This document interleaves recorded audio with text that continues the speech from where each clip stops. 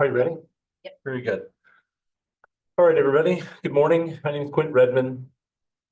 Thanks for the patience. First time, got the training wheels on, but I'm here to chair the April 16th Mineland Reclamation Board meeting. Everybody, welcome. I think the first order of business is roll call. Ms. Stiegelmeyer, Present. Ms. Nelson, Present. Mr. Mock, Present. Mr. Oren, Present. Ms. Wareham, Present. Mr. Baker, present. We're all here. All right, next is the approval of the March minutes. Is there, everybody have a chance to read them? Anybody have any changes? Okay, we have a motion. I move we accept the minutes. Second. All in favor? Aye. Aye. Any against? Hearing none, passes.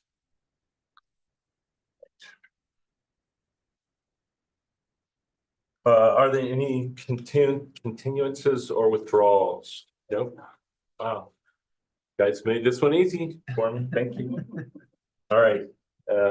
First, have a report from Mr. Mock on the executive director. Thank you, Mr. Chair. Good morning, members of the board. Tim Mock, Deputy Director of the Department of Natural Resources. I'll keep kind of brief this morning.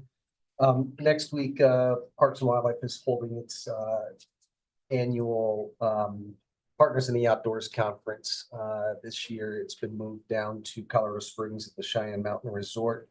The size of the event continues to grow, and so we continue to move locations, sizing up each time, which is always positive to see. We expect that we will be releasing the Colorado Outdoor Strategy. You've heard me discuss this in the past. It's been a little bit of time here, but over the last 2 years, we've been working on developing a ground up outdoor strategy focused on balancing conservation, recreation, and climate resiliency plan. It's going to be similar to the water plan in terms of its significance. It will be a strategic priority. So look for those headlines next week. It'll be implemented. They're stewarded by Colorado Parks and Wildlife, but certainly implemented throughout Colorado from local, state, federal government agencies, essentially. We're organized on regional partnership initiatives. You probably have heard of these terms where local communities have come together to develop regional plans that are rolling up into the overall strategy, essentially. So a lot of positive momentum on that. We look forward to kind of the next round of implementing this. GOCO is working on providing a $50 million over the next 5 years for implementation towards the outdoor strategy. I know the State Land Board and Director Gibbs are in the process of reviewing the applications for the State Land Board director position. So probably expect the interviews to take place in the coming weeks here, and hopefully we'll have somebody on board by early summer. Highline Reservoir, I mentioned this. This was a reservoir that had the contamination of the mussels, veligers, a couple years ago.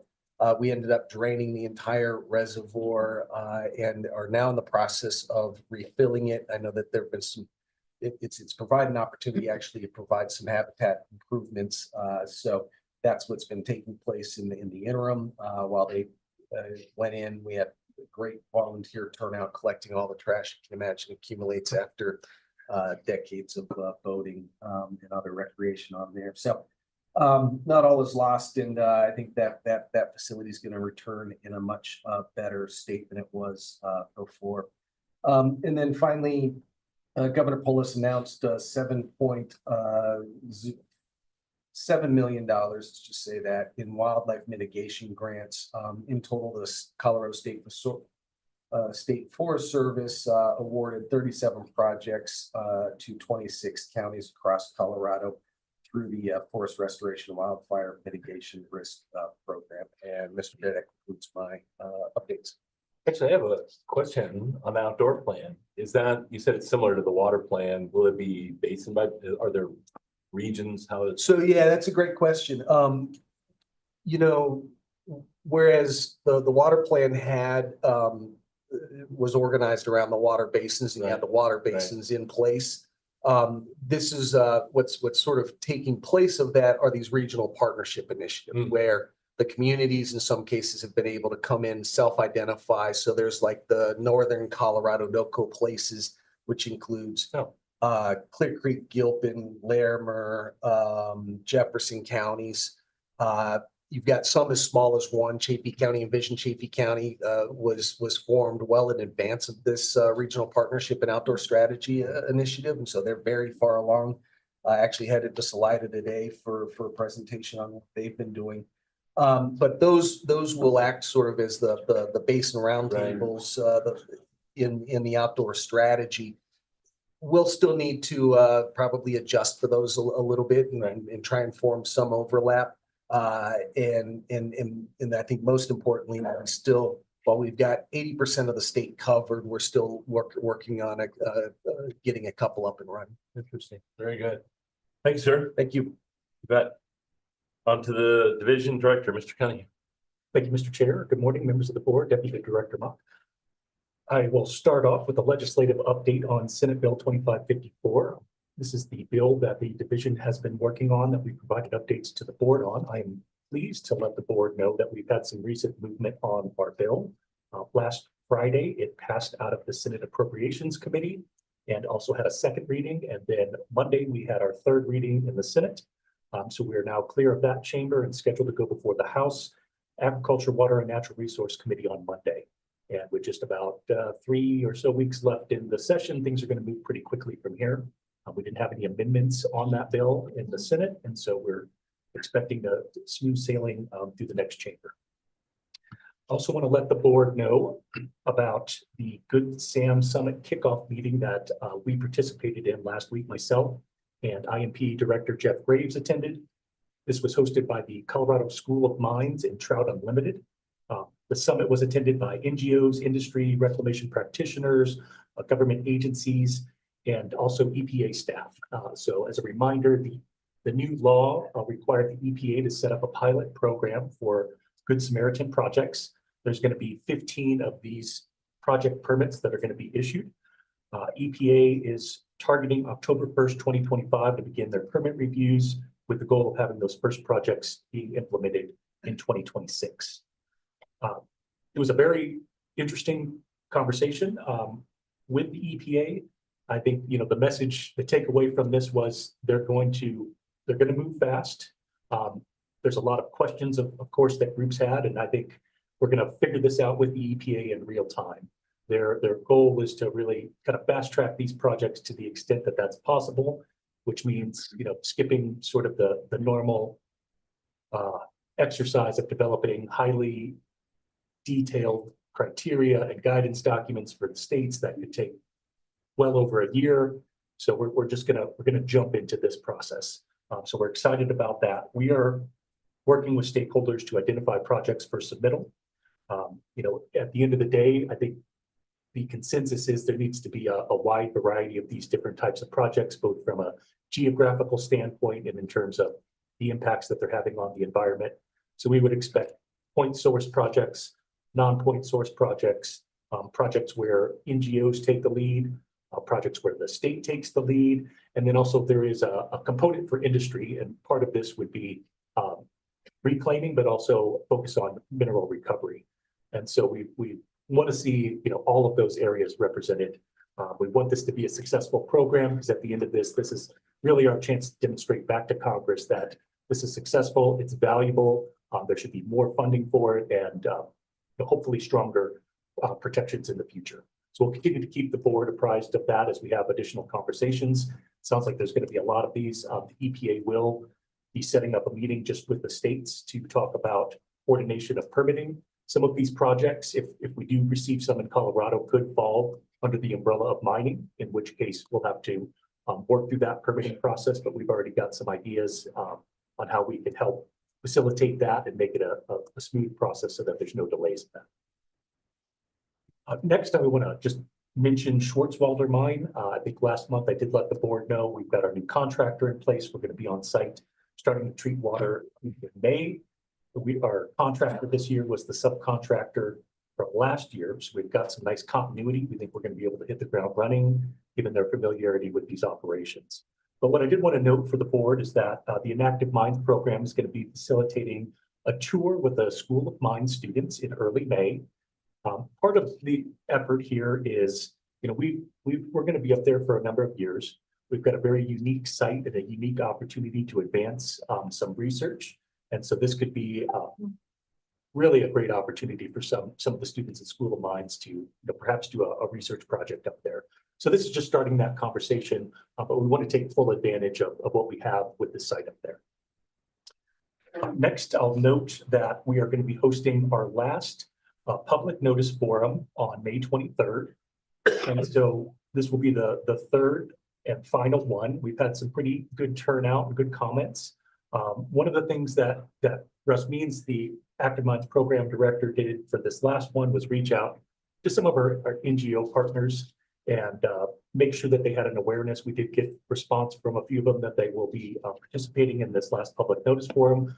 But really, that was an effort to ensure that we're getting all perspectives from all of our stakeholders. So we're looking forward to that. That'll be on May 23rd. April, excuse me. Thank you, Russ. Correct me, April 23rd. Next week.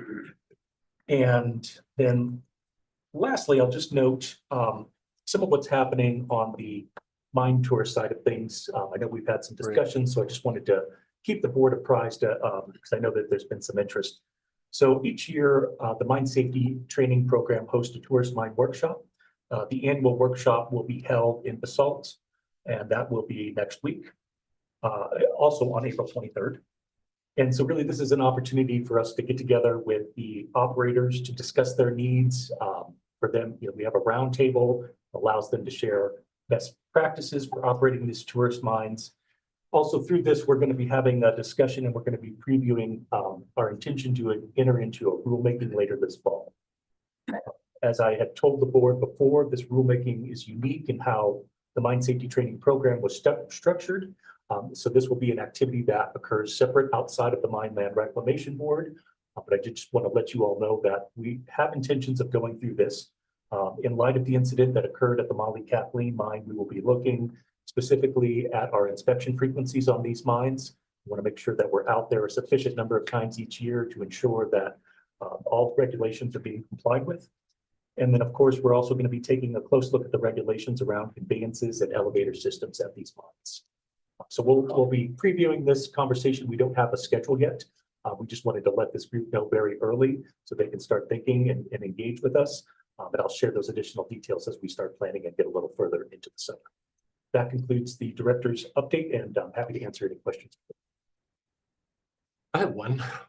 How many tour mines are there? Like just roughly? I mean, I have no idea. Is there 10 or There's roughly 100 or 20, 19, 20. That number can fluctuate each year. Some of, these are small businesses, and so Right. some come in and out of business or sell, or for various reasons just don't operate for a season. But in general, we've had about 20 right? per season. Very good. I'm just curious about the elevator inspections that are done all around the state, and do those not fit in with other elevator inspections? That is an excellent question. And as a part of this conversation, we have been engaging with the Division of Oil and Public Safety, which is actually the group that provides certifications for elevator systems throughout the state. And so they will be involved in this rulemaking, and we're going to be looking to either adopt their rules into ours or make it clear that for these types of conveyances that they need to work under their regulations to get the appropriate certification. Again, out of the 20, I think there's currently one that has a conveyance. So it's not going to be a major impact for our operators, but it's certainly necessary and appropriate. Interesting. Very good. Anybody else? Any questions? All right. Number 4, the consent agenda. We have none. Is that correct, Ken? That's correct. All right. Number 5. Mine Subsidence Protection Program Training and Annual Update. Mr. Graves and Ms. Nicholas. Thank you. Mr. Chair.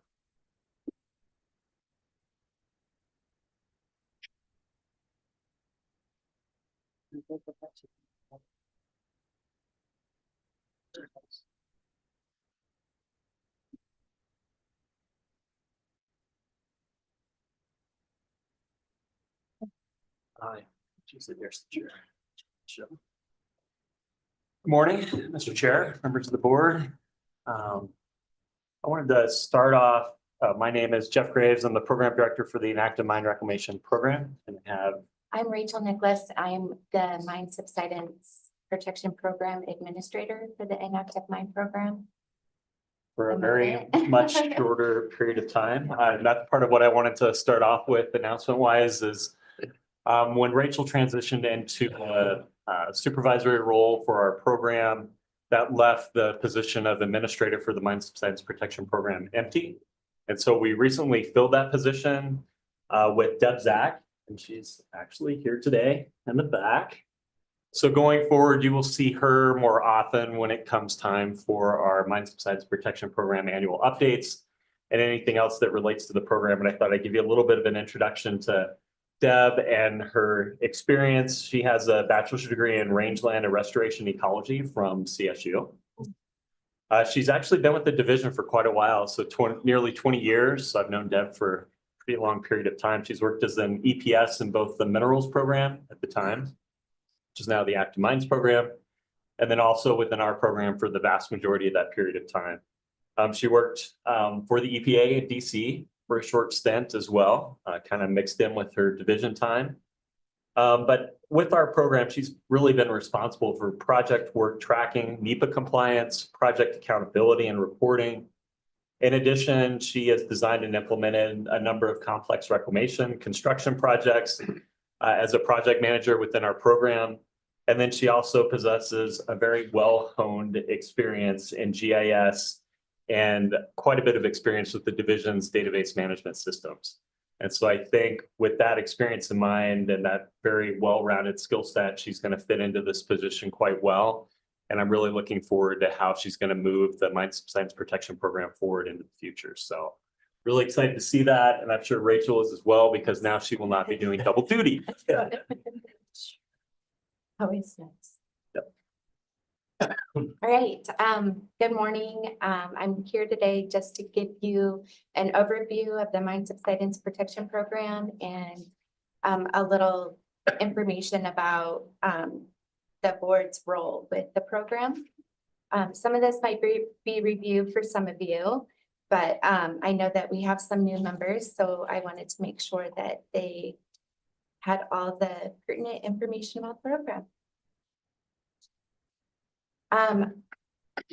During this presentation, I'm just going to quickly touch on some of the mechanics of mine subsidence, the definition, causes, types, and subsidence factors. Talk about the Colorado Springs undermined areas and how to identify mine subsidence.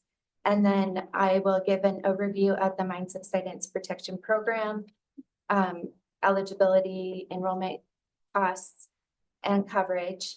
And then, as I said, we'll go over the board's roles as MSPP Board of Trustees. So mine subsidence is the movement of the Earth's surface caused by the collapse of underground mine voids or entries. Mine subsidence can be caused by voids created by removing coal and rock during mining activities. The gravity and the weight of overlying rock can cause layers of rock to shift and fall downward into those voids created during mining. As one layer falls down, the void moves toward the ground surface. As the depression reaches the surface, this can cause holes, cracking, tilting, and sags. And mine subsidence can occur abruptly or gradually. There's different types of mine subsidence. Trough or area subsidence occurs where a large panel of coal was mined or where several adjacent pillars have failed. And this is just a picture of an example of trough subsidence and what that might look like, and a diagram of how that works when several pillars of the mine workings fail. The roof will collapse, it's no longer being held by those pillars. Chimney subsidence is another more common type that we see in Colorado. And this occurs as caving allows voids to migrate upward from the mine, and it'll create potholes and sinkholes. They're usually circular in shape, but can be different diameters and different depths. And here's some pictures of some chimney subsidence that we've seen. There's many factors that affect subsidence and where it occurs and how it occurs. And those include depth of mining, the age of the mine, geometry of workings, so the width of the panels, and the pillar dimensions, extraction amount. Extraction amount is important because in some mines, they practiced pillar mining, and so, or they used to call it robbing the pillars. So they would mine those pillars as much as possible before retreating. And that causes the pillars to not be very structurally sound. And so they'll collapse much earlier than pillars that are left in place. The thickness and the nature of overburden, groundwater, whether it's there or not, can cause different issues, and surface loading. So this is a map of the Colorado Springs area. This area we call the Cragmore area in Colorado Springs.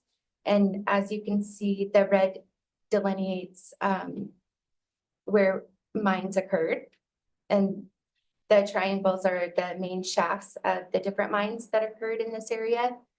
And there's a lot of mines all over, and these are all neighborhoods built on top of all those mines.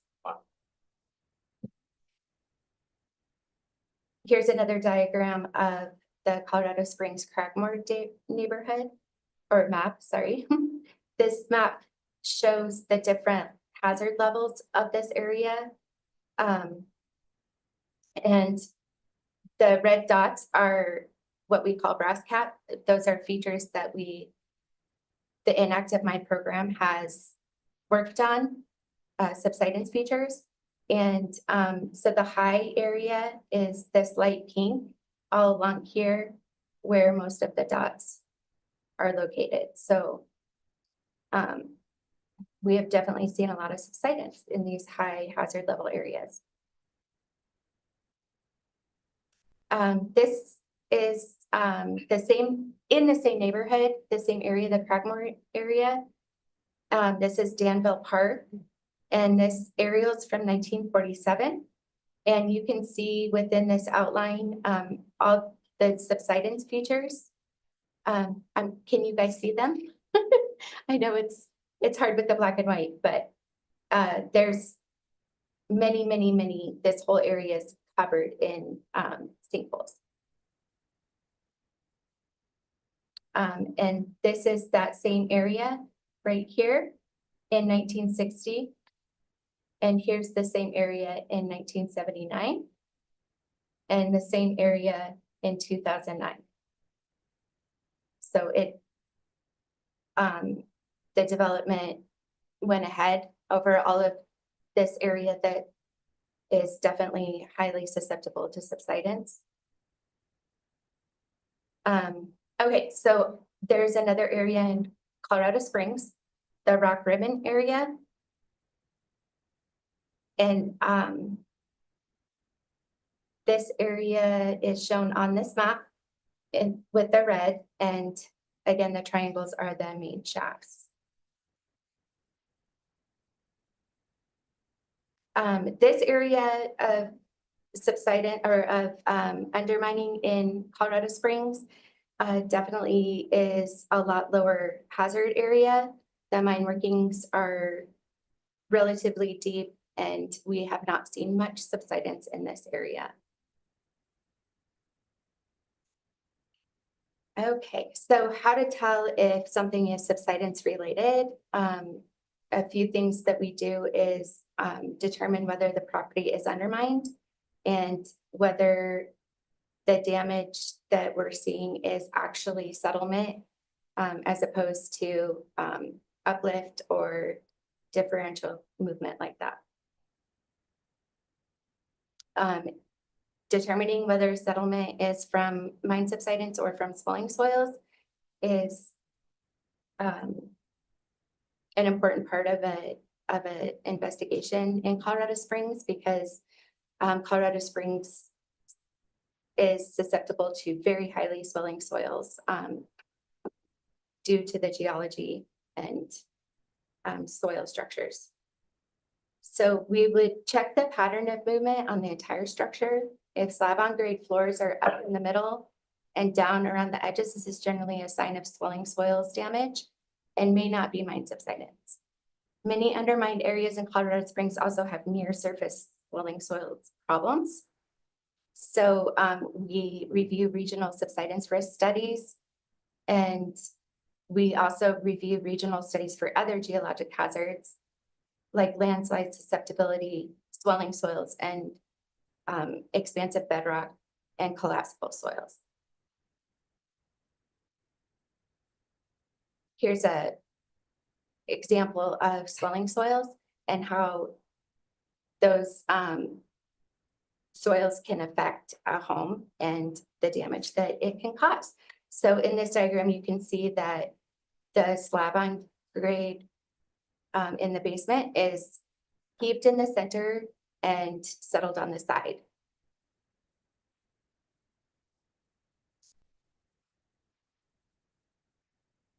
So I kind of already went through these other things and how they can affect structures. This is just a picture of poorly placed or poorly compacted backfill around foundations that causes settlement. Also in Colorado Springs, we've had abandoned septic tanks that nobody knew existed. And well, those collapse and deteriorate over time, and those can propagate to the ground surface, and it looks exactly like mine subsidence until you dig it up. Just another picture of some subsidence that we've seen in the Colorado Springs area. This was actually in the Cragmore area. So we use geotechnical engineers to examine the damage and damage patterns to help determine if mine subsidence is occurring. So the Mine Subsidence Protection Program was established in 1989, funded by a one-time $3 million grant provided by the Office of Surface Mining. The grant money is much like our fee-based grants, which comes from federal reclamation fee collected from active coal mining operations. The program is intended to address mine subsidence resulting specifically from coal mining. To be eligible for the program, the home has to have been built prior to February 22nd, 1989, be located in an undermined area, and multi-residential complexes up to 10 units are eligible to participate, provided every unit in one structure is enrolled in the program.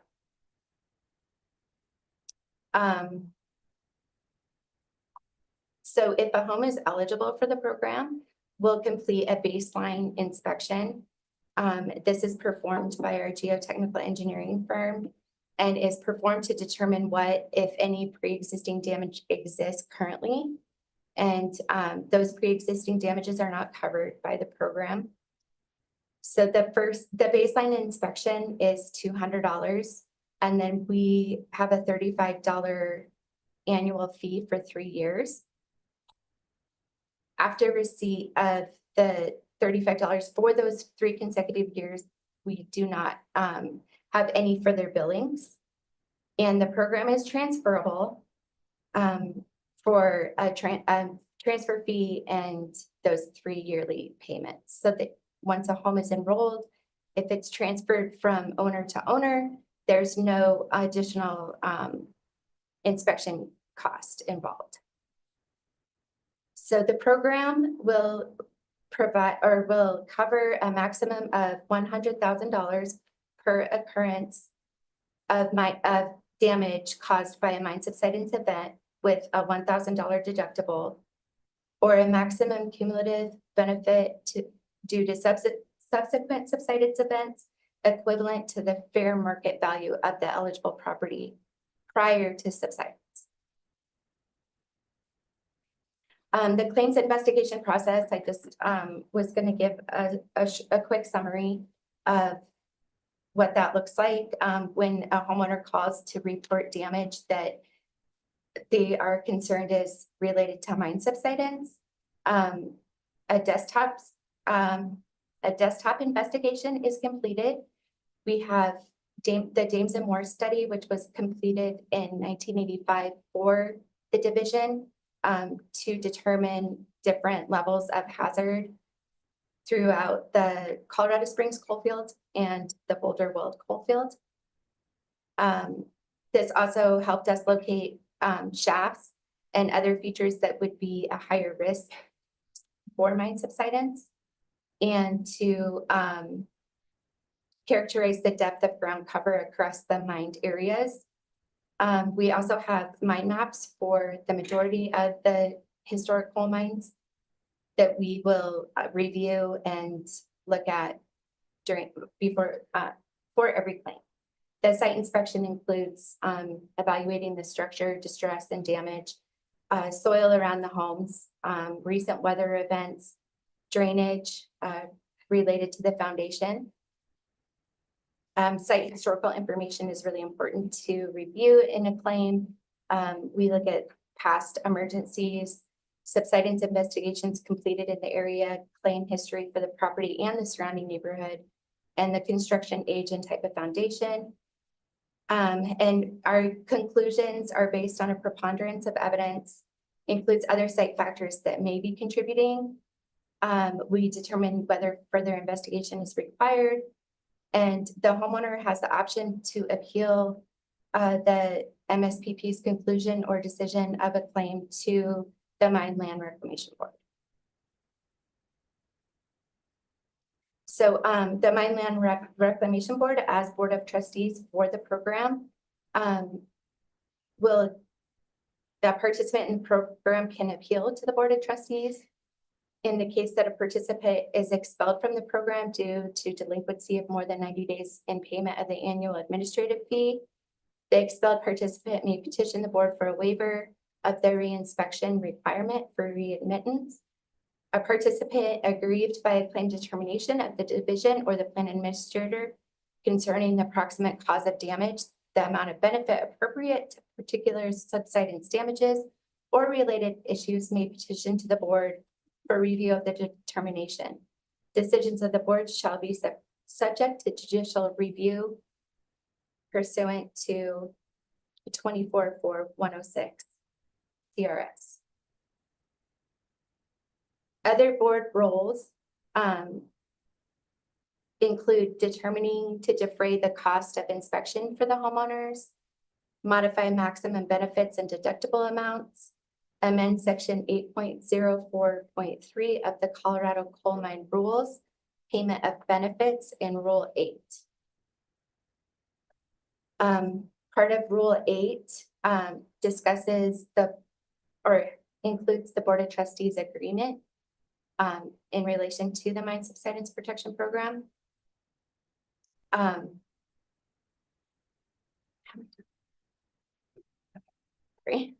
Article 1, initial funding in additions to the fund. Article 2, inclusive principle, defines beneficiaries, benefit payments, and benefit vouchers, discusses trust sufficiency, termination, and excess funds. Article 3, trust administration and protective provisions. defines parties, restricts distributions, outlets, government. Think you can move it. Okay. Yeah, okay. I don't think I should close that. Sorry, guys. Okay, outlines governmental function of the trust. Did I? No, okay, cool.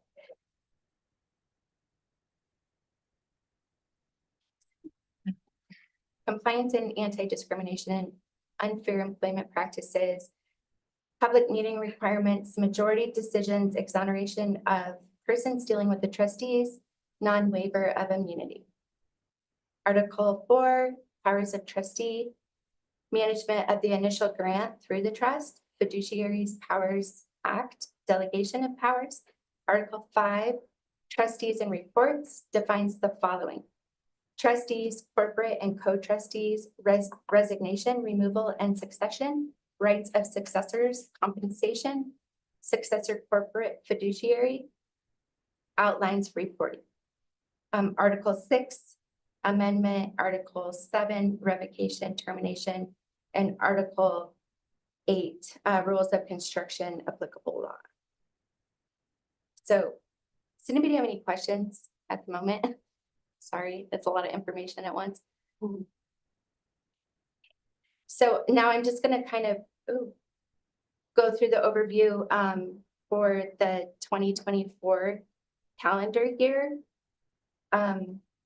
This is our the expenditures versus revenue.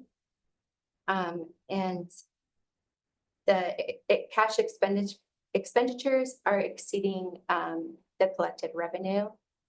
And that seems to be a pattern or a pattern for the last few years. Our collected revenue in 2024 was up from the last few years. And the trust fund balance has shown a pattern of declining for the past few years. Just some nice fun pictures of subsidence. Which can be very, very bad or minor. These are all pretty bad pictures. So, and then we do have some literature for home buyers and homeowners in Colorado Springs and the whole state regarding swelling soil and subsidence above inactive coal mines.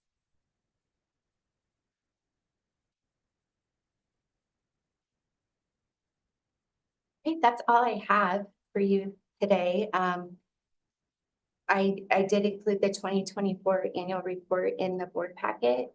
And I hope you had some time to review that. Our outlook for 2025,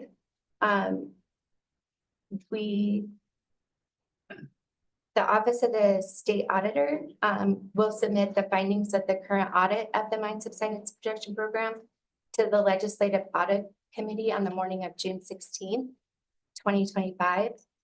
So that will be an important date for the program and moving forward. And Jeff did introduce Deb Zach, and incredibly excited to have her on board. And we will spend the next few months to a year getting her up to speed and taking over the program. And she's going to do an amazing job. So does anybody have any questions for me? Could you, how many homes are in the program? Ballpark. Sure, I do have those numbers for you.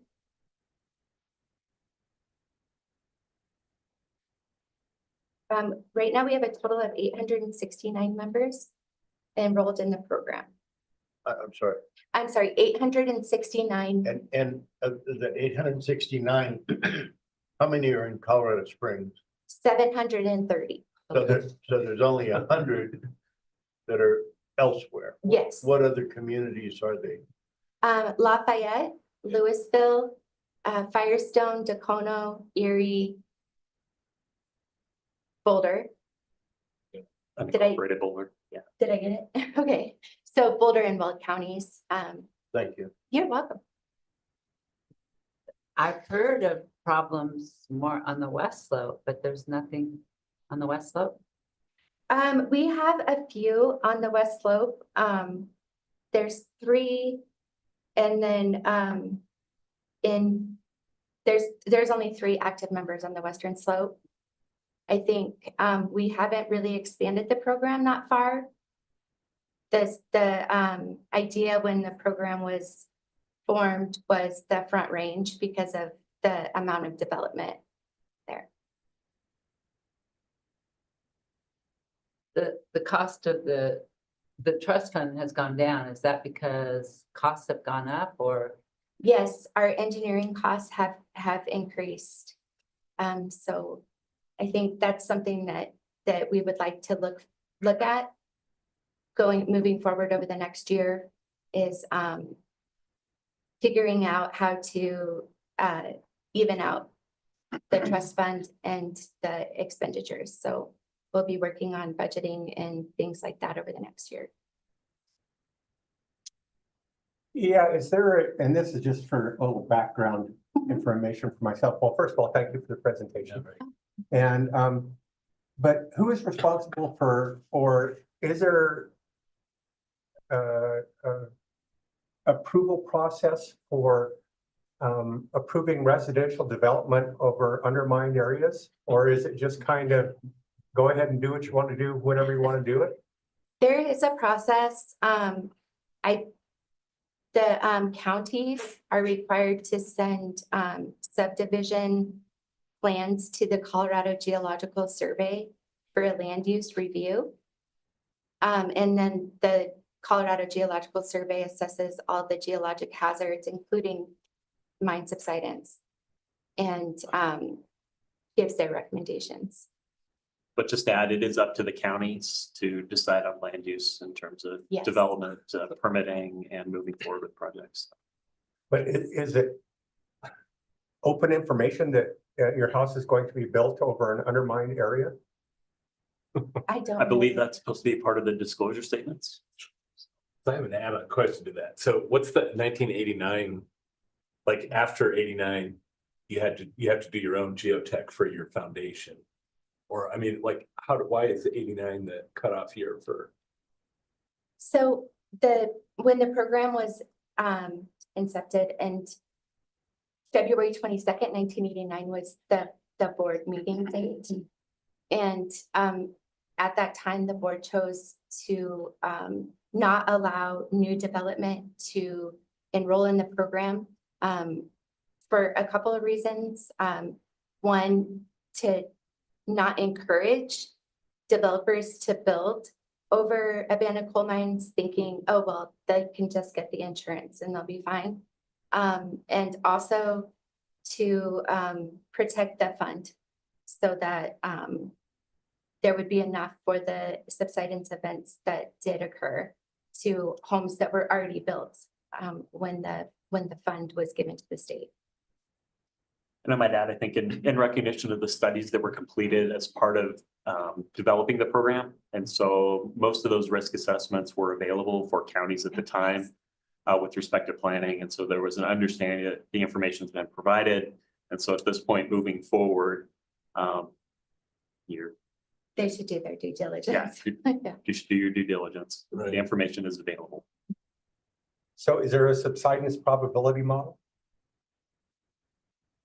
It's The James and Moore study that I discussed did produce a subsidence probability model at that time, which is where those different risk areas came from, the high Okay. and the moderate and low and very low.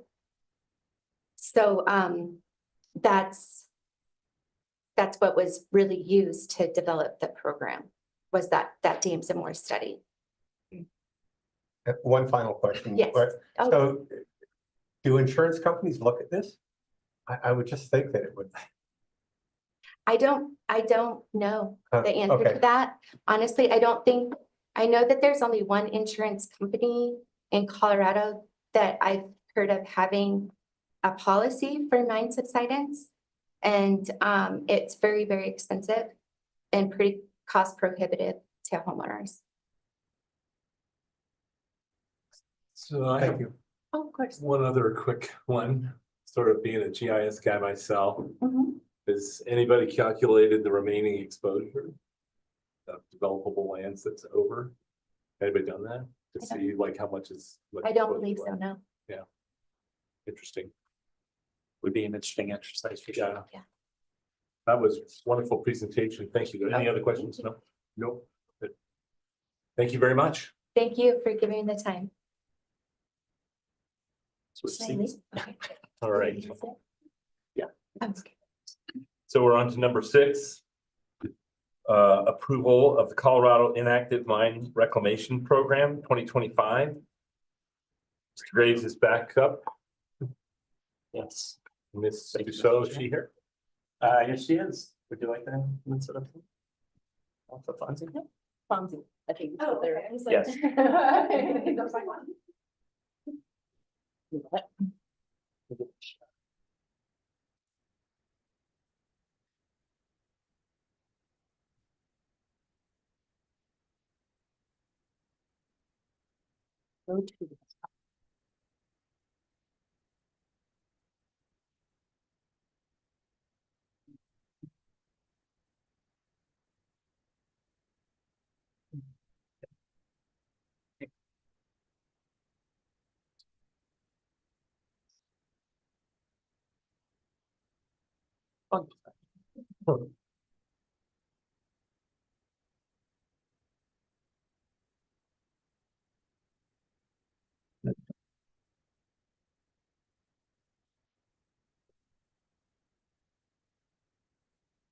Once again, Jeff Graves, Program Director for the Inactive Mine Reclamation Program, and I have. I'm Fonzie Dosso. I'm the grant manager for the inactive mine program. So Fonzie is here to answer any technical questions that you might have related to the grants, and she is my grants accountant. Okay, so we'll go ahead and kick things off, and I'll do a little bit of background since I missed out on the opportunity. I think you guys had a couple of months ago to give kind of an overview of the different programs within the division. So I'll talk a little bit about our program and then talk more specifically about our grant that we have before you today for approval. Apologize, allergies lately. Colorado Inactive Mine Reclamation Program is our AML program, or sometimes referred to as our AML program. So this program addresses hazards and environmental problems associated with abandoned, and there's all the different terms, inactive, legacy mines. All those are appropriate terms for the types of sites we address. And at least in our world, those terms refer to properties operated prior to 1977. And so that's really the cutoff point for which reclamation laws were enacted. Specifically, SMCRA, Surface Mining Control and Reclamation Act, is really what funds our program, and that set that date in 1977 for sites that we can use those funds on. So as part of our program, we work on coal fire investigations and mitigation, coal mine subsidence abatement, not specifically related to the mine subsidence protection program. So these are abating things that are more physical hazards associated with coal mine subsidence. Then we also do coal and non-coal safety closure work. And so that's added shafts, those type of things. We also do a little bit of water quality improvement projects and investigations, generally with alternative funding than our SMCRA funds.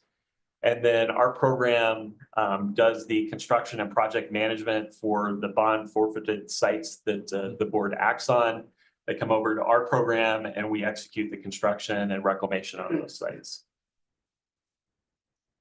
So here's just an overview of how our program is set up.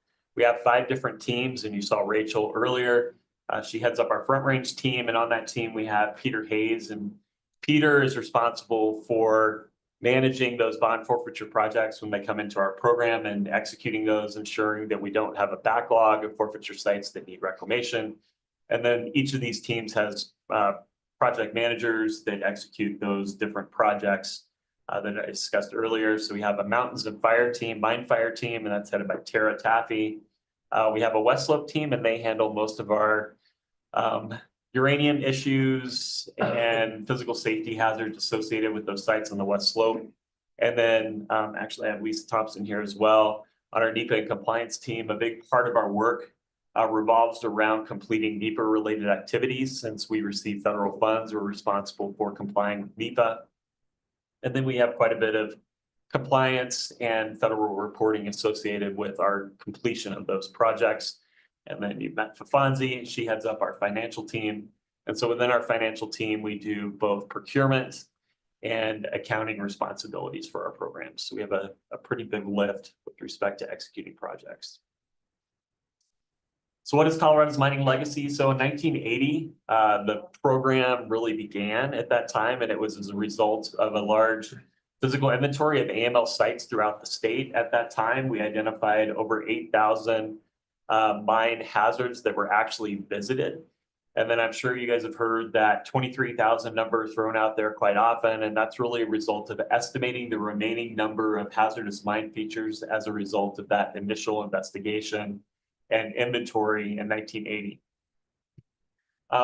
Right now, we have about 40 different active underground coal mine fires. And I say approximate because it does depend on what you define as active. We have some that are dormant. We have some that we've worked on. Actually, at the time of the original inventory, I think we only identified about 8 at the time. And so we've been able to discern quite a few additional ones since that point in time. We have about 400 sites within the state that impact water quality. And that results in impacts to about 1,300 miles of stream. And since 1950, we've had reports of over 20 deaths that could be attributed to AML hazards. So it is a potentially significant problem within the state. And I always like to comment that inventory is never static. We're always finding new sites throughout the state. So that 23,000 number is really just an estimate. As we recognize, we close some features, safeguard some, and then we have new ones that we discover after the fact. Just some examples of what those typical hazardous mine openings look like. I'm sure many of you have seen images of these type of things throughout the state, but obviously it's anything from uranium mine adits where you've got rotten timbers to many of these open vertical features, shafts and stopes. Additional AML related public safety hazards. I think you got a good overview of subsidence related issues from Rachel and the Mine Subsidence Protection Program presentation. You can see that image on the left. That's pretty much straight from one of her images that she showed earlier. And then we also have those underground coal mine fires throughout the state.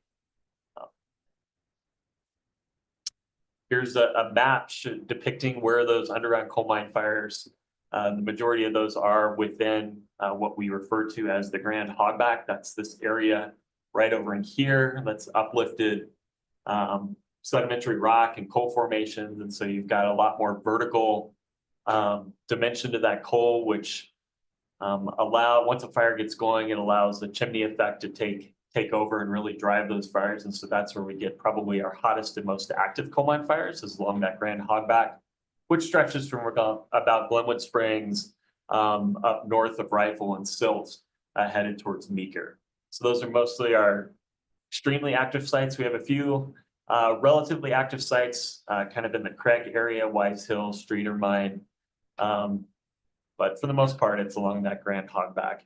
I'll kind of highlight a couple of these projects here coming up that we've done some work on most recently. Those are the only Front Range sites that we're aware of, the Marshall and Lewis, and then the Double Dick just south of Canyon City in Fremont County.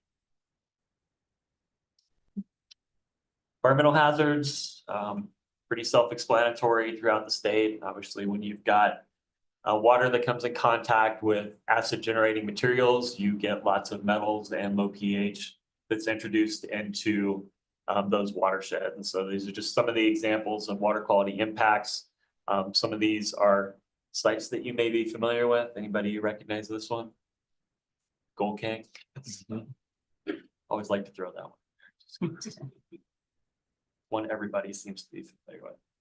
So just a quick overview of the types of things our program does. And so many of our project managers wear a lot of different hats, and we have a lot of various expertise within the program. And so this is just kind of a broad list of the types of activities that our program works on. So it's everything from field investigations to safety closure projects, management, site monitoring and maintenance, source control related projects. We do a good bit of AML education and outreach. I know that's something we take a lot of pride in, is educating the public about the hazards associated with abandoned mines, and do a lot of school related presentations to educate the younger generation about those hazards. So it's a pretty long list of the types of things that our program does. So I'll talk a little bit about overall program funding before we get into the specifics of the grant. So the vast majority of the funding for our program comes from the Office of Surface Mining Reclamation and Enforcement through the Surface Mining Control and Reclamation Act. And specifically within that act, it's Title IV is what discusses AML related activities. Title V is what set up the coal program and the coal regulatory components of what our division does. So we receive about $3 million annually that we call our fee-based funds. And these funds are generated by coal production. And so that's where that fee-based component comes from. So it's fees that coal operators pay into a large AML trust fund as a result of every ton of coal that's produced. As pretty much everybody is aware, coal has been in a downward trend with respect to production for a relatively long period of time. And so those fees collected associated with coal production have also been decreasing. And so as part of the original setup of SMACRA, they outlined what's called a minimum program funding level, recognizing that at some point, fees likely would decrease to the point where you might not be able to maintain a program, but you still had liabilities within the state that needed to be addressed. And so that minimum program funding level that was included in SMACRA was set at $3 million. And so regardless of the amount of coal that's produced within a particular state, the state will at a minimum receive $3 million. Well, you'll see in the grant application we can only apply for 2.829 million roughly. And so the feds actually take a cut off of that to begin with prior to distributing the funds to the state. But we get approximately 3 million annually. At one point, our program did receive more than 3 million as a result of coal production within the state. I think at one point, we were up to about 4.5 million through our fee-based grants, and that was at the peak of coal production within Colorado. And so since then, we've gotten to that minimum program funding level, and a full explanation of how SMACRA works, et cetera, which would probably bore you. But we are one of, I think, at least 10 other states that are at that minimum program funding level. And so that is the trend across the country, is as production decreases, that minimum program funding level is where most similar AML programs will be. Those funds come out of Treasury to make up the difference between what's collected in fees. And so there's potentially some uncertainty associated with that into the future that we recognize, but have very little control over. So the second funding source we receive are Infrastructure Investment and Jobs Act funds, and these were part of what's called the reauthorization of SMACRA in 2021. And so these were added on top of our fee-based funds within Title IV. It was set up to distribute, at least to Colorado, $10 million annually, approximately 10 million, it's like 9.9 something. And that would be for 15 years from that initial distribution. And so that would be essentially $150 million over that 15-year period of time. There are a few catches on those funds in terms of how they can be spent. They can only be spent on coal-related problems, unlike our fee-based grants, which we can also address high-priority physical hazards that are non-coal related. But with our IIJA money, we can only use those on coal-related problems. And at least within our program for this state, we've prioritized coal mine fires, recognizing that nexus between coal mine fires and potential for wildfire ignition. And that being a big priority within the state, we've directed a lot of those funds to addressing coal mine fire and mitigating those coal mine fires. We are spending some of those funds on other types of coal-related hazards, and I'll highlight those in just a minute. There has been some discussion about reductions related to IIJ in the future, based on congressional budgeting over the next couple of months. And so we'll see what happens. But certainly with things being uncertain as they are right now, we don't know what that future looks like with respect to IIJA funding. It was paused for a very short period of time and then was released. So we are still spending those funds, but as with most of our federal funding right now, there are some uncertainties associated with it. So we do receive other federal funding from partner agencies.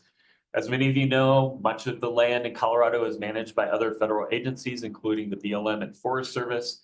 And so many of those hazardous mine features fall on properties that they manage. And so we partner with those federal agencies to execute projects. And as part of that partnership, many times they provide funding and or resources for us to execute projects on federal lands.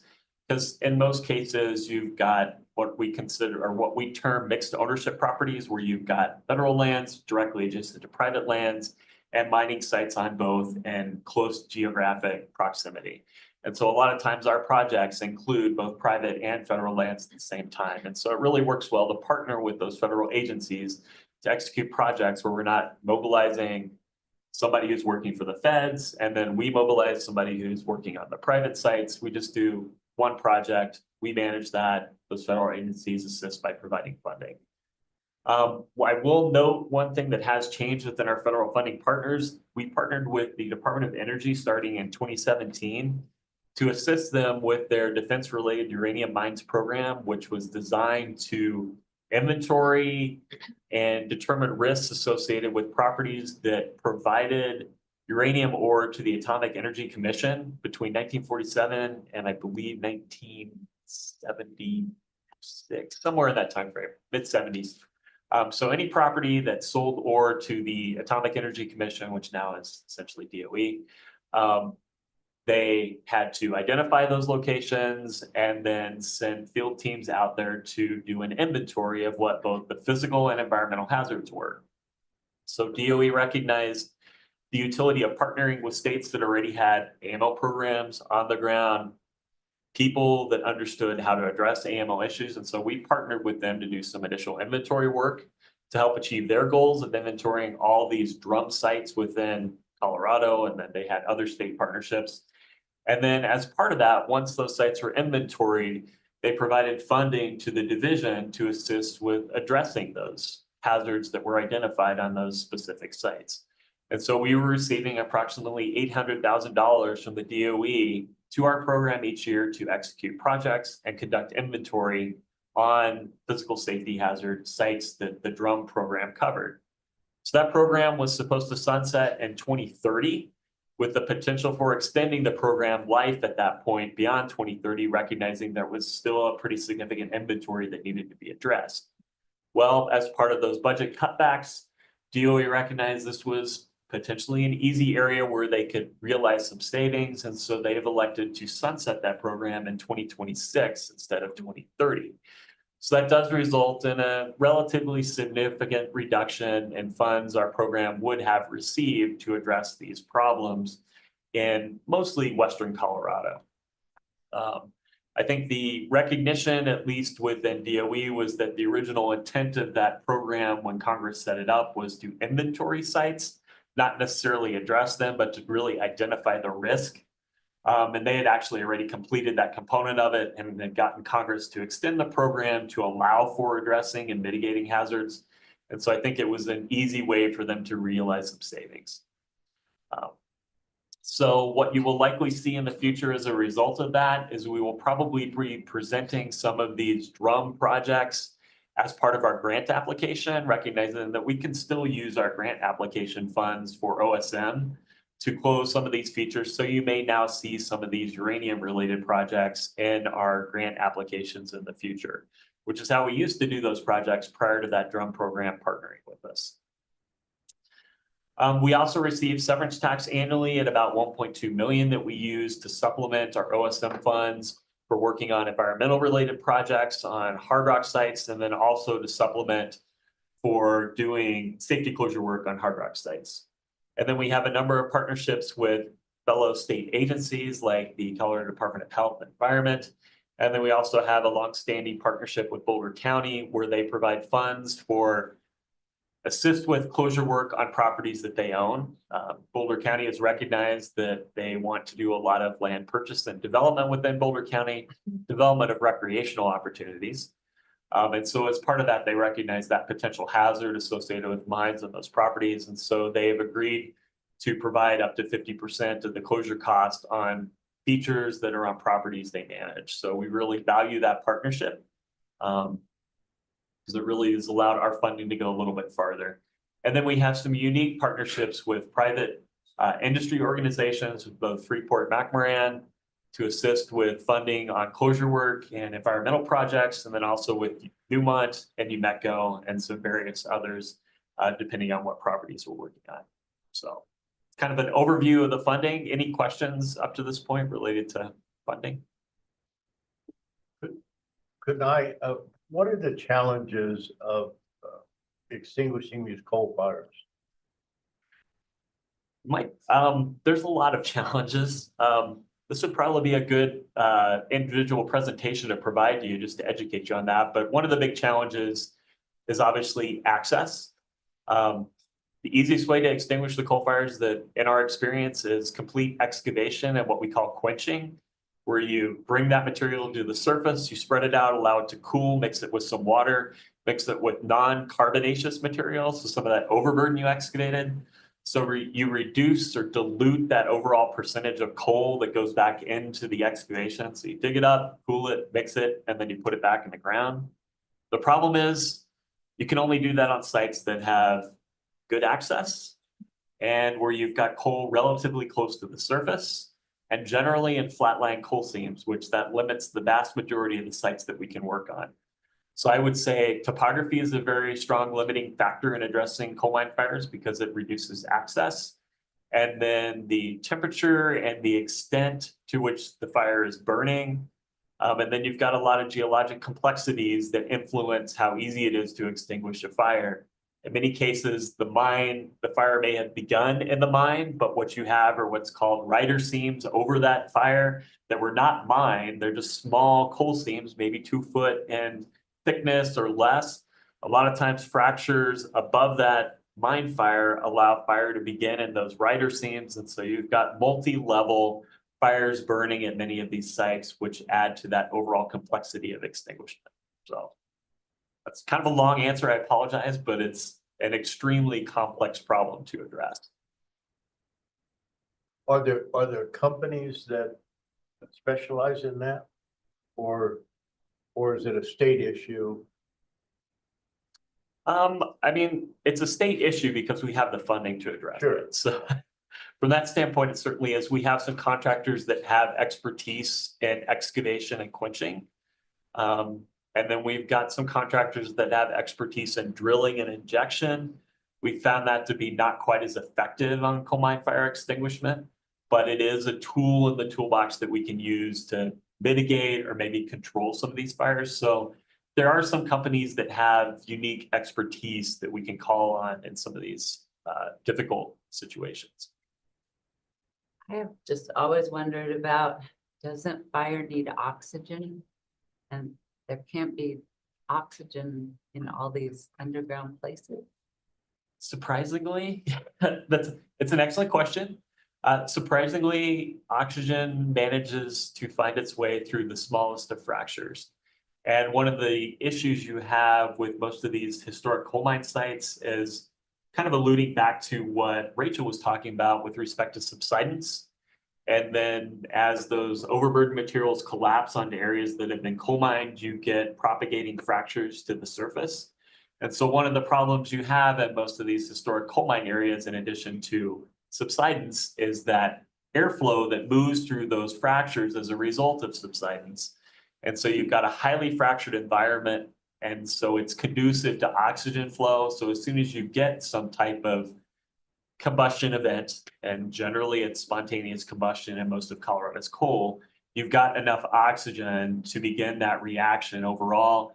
And then it becomes a vicious cycle of burning up coal that helps to support the roof. And so as that coal combusts and it turns into ash, then you get additional subsidence, which facilitates more fracturing and oxygen flow. And so it's a process that kind of builds and expands over time.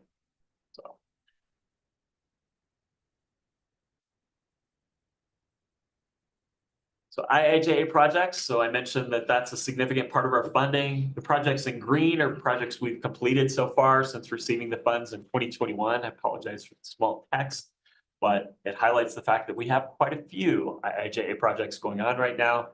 The projects in blue are projects that were underway or just about to get started. The projects in black are sites where we have a plan, we just haven't begun execution of that plan yet. Just for terminology, most of these you'll see are mine fire sites. We have some subsidence.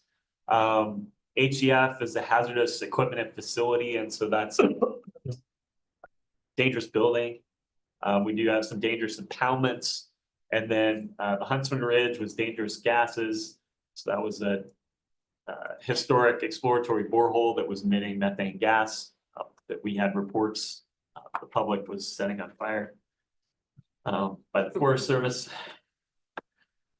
We're not sure if that's totally true or not, but it's a wide variety of AML types of hazards you've got on here. So mostly mine fires. We are working on a water supply project in the Marshall community right now, trying to determine whether or not we can provide alternative water to many of the homes there that are on historic and very historic wells, shallow alluvial wells that appear to be impacted by some of the mine workings around there. So that's a unique project for us.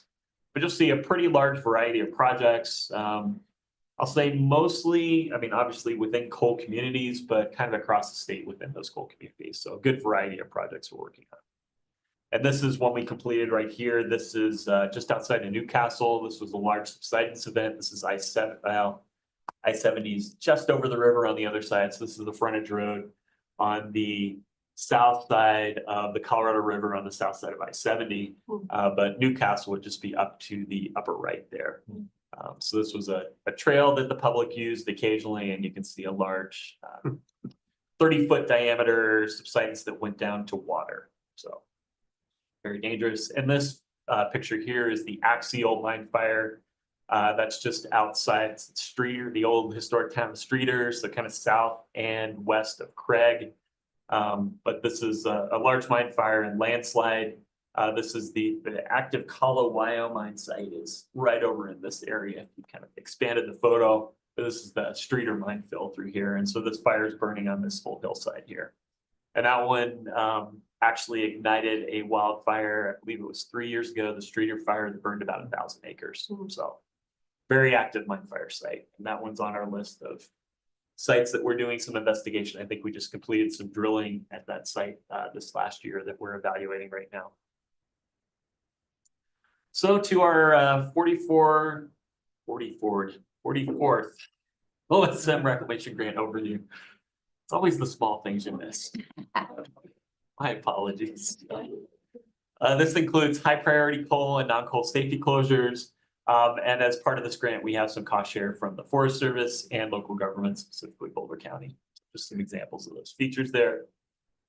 So as part of our process for evaluating what projects we include, we have what we call an advisory council. That's a number of stakeholders that provide us an initial review of our projects.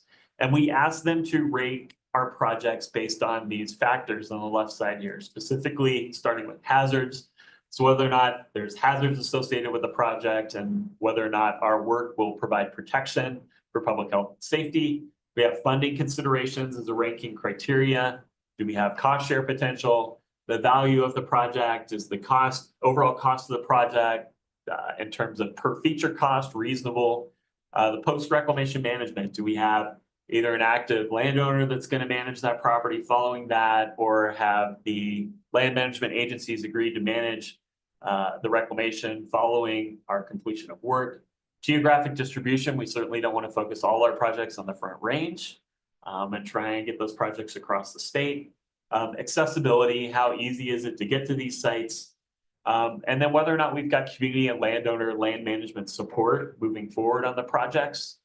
And then project size, trying to keep those projects at the optimal size to ensure we're getting the best bang for the buck on our projects, is one of those ranking criteria.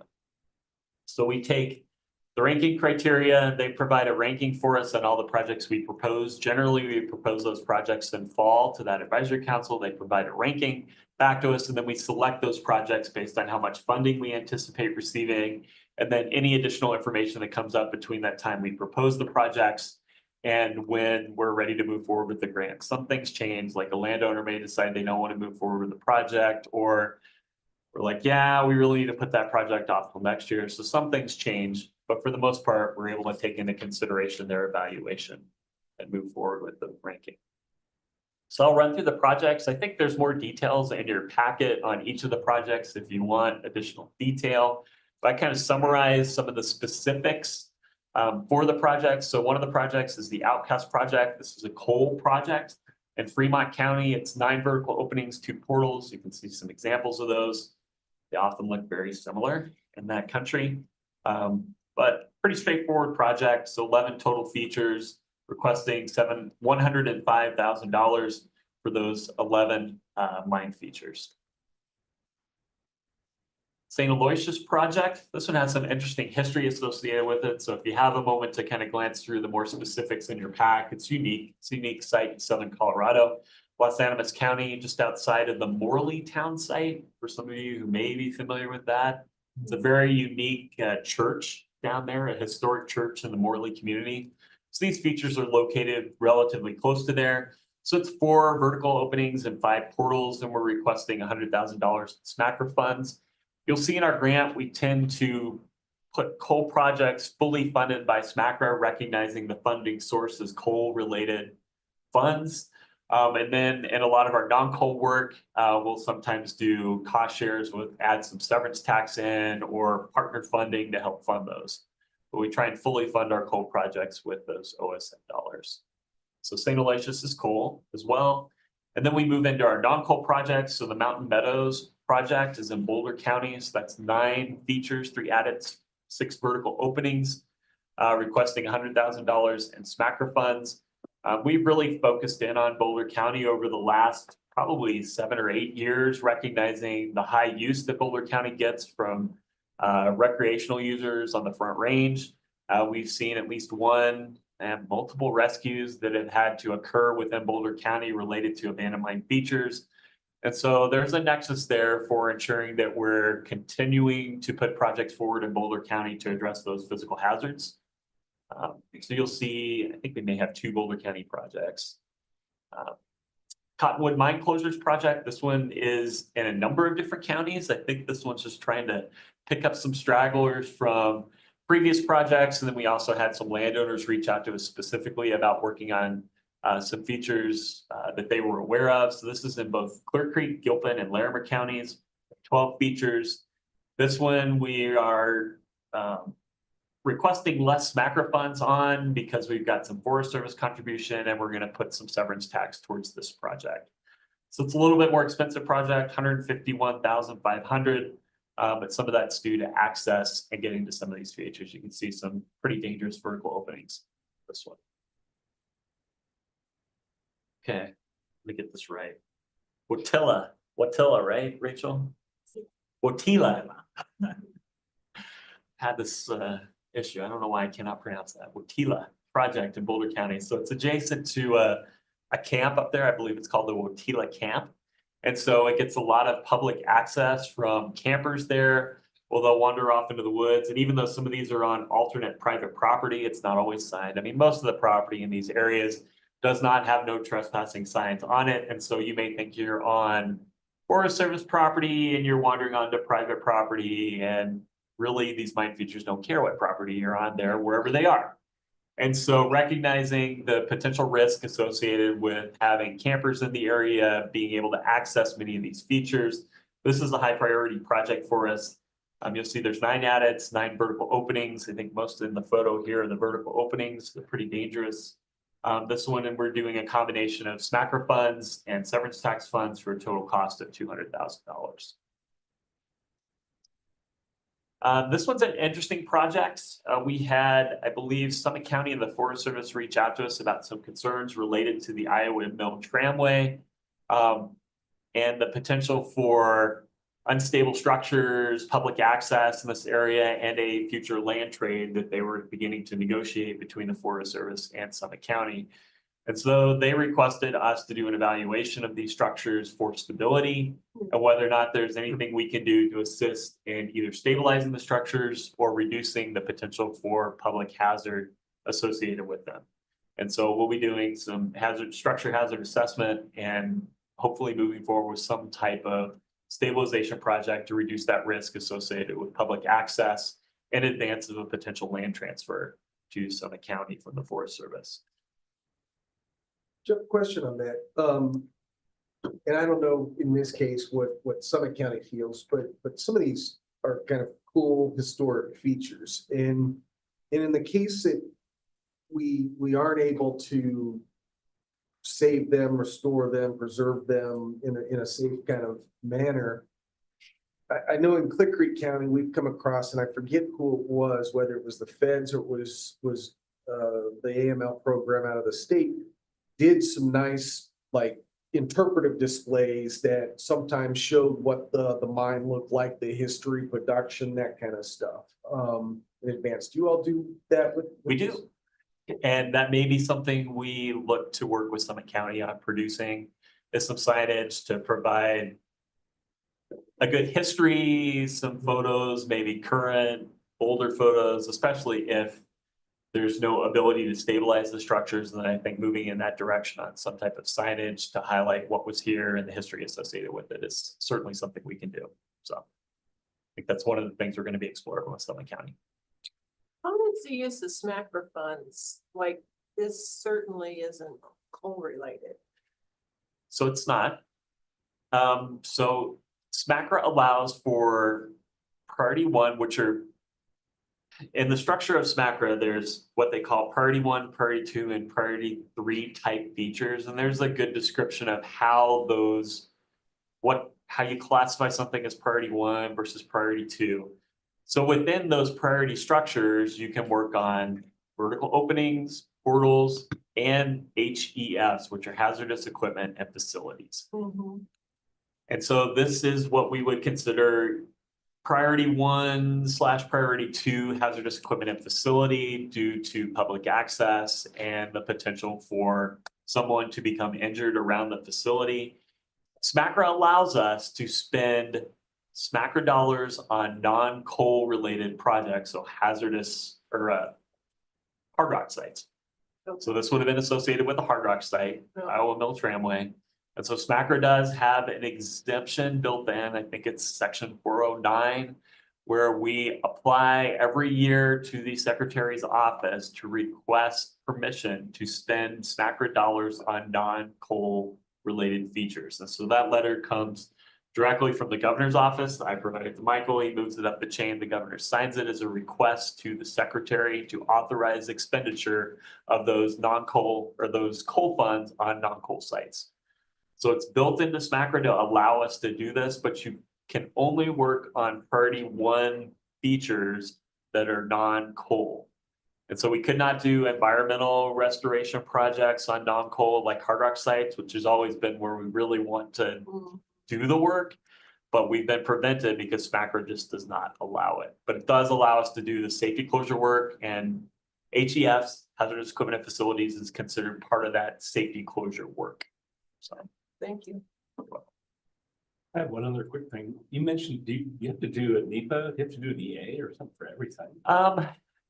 So within SMACRA, we have quite a few categorical exclusions that we're allowed to move forward with. The vast majority of our work we do under a Cat X, thankfully. Yeah. For certain types of projects, we do have to complete an EA. And so if we are doing mine fire related work, we have to do an EA. If we are doing injection of grout as a result of subsidence on more than one home, we have to do an EA.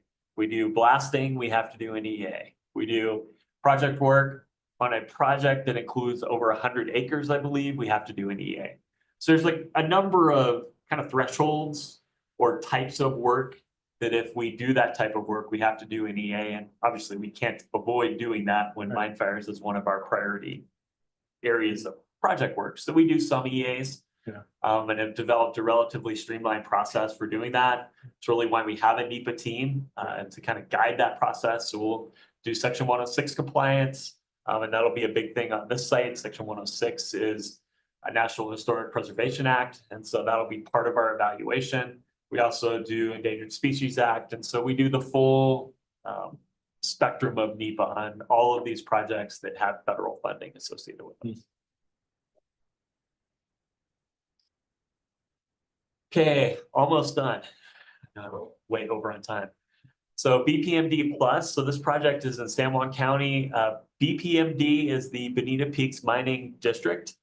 And so this is associated with the Superfund site, or at least within that area down there in Silverton. And so as part of that project work that EPA is working on, we've identified a number of hazardous features kind of within that geographic area.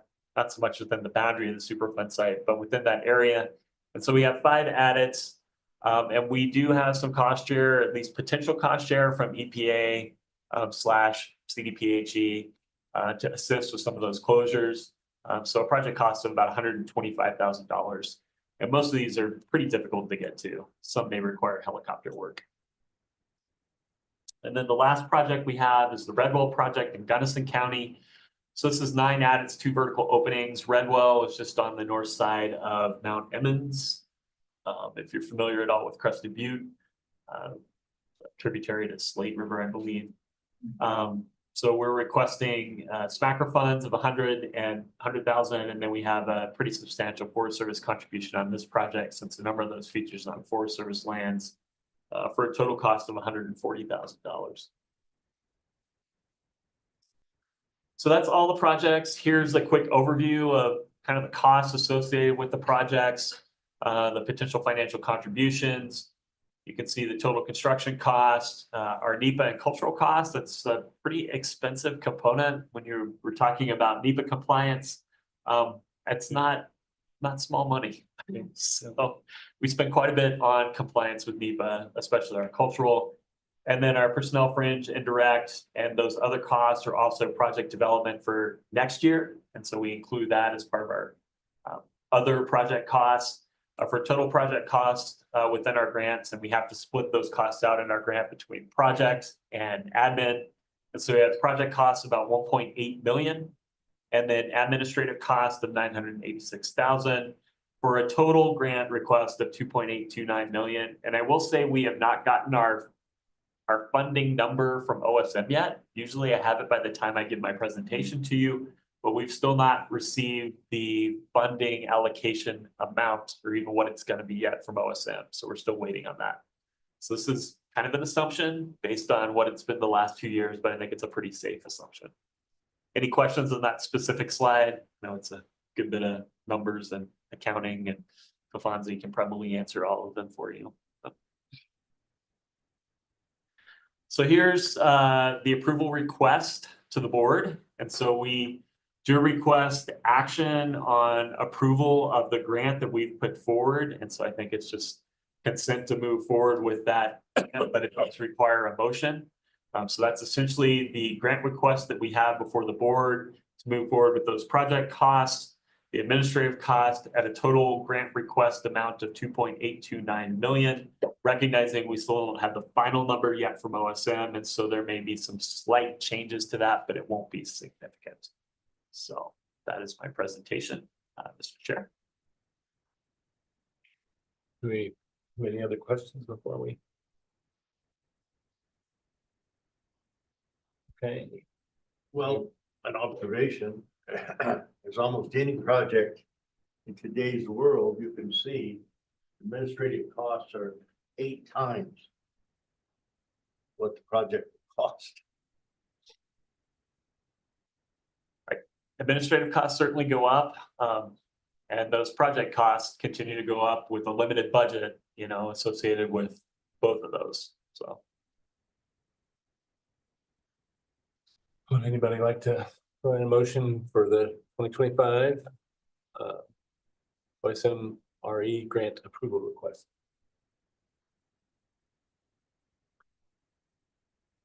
I can make a motion that the board approves a total 2025 grant request for 2.829 million. Nelson for the motion. Anybody second it? Second it. Baker for the second. All those in favor, say aye. Aye. Aye. Aye. Any opposed? Any opposed? Hearing none, the grant is approved. Thank you Mhm. for your time. Thank you. Great presentation. Yeah. Amazing work. All right. Number 7. This is reserved for a discussion item. And today, I think we have a presentation. Yes. And it's from Colorado Stone, Sand and Gravel Association. Mr. Boldu. I'll introduce everybody. Oh, okay, very good. Yep. Thank you, Russ.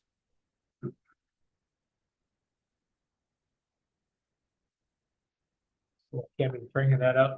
Russ Beans for the division. Today, first of all, thank you, Chairman Redmond and the board for the opportunity here. It's my pleasure to actually yield the floor to the Colorado Stone, Sand and Gravel Association. CSSGA is a very important partner and stakeholder with the division. They represent the construction materials industry, which makes up approximately 85% of our active permits.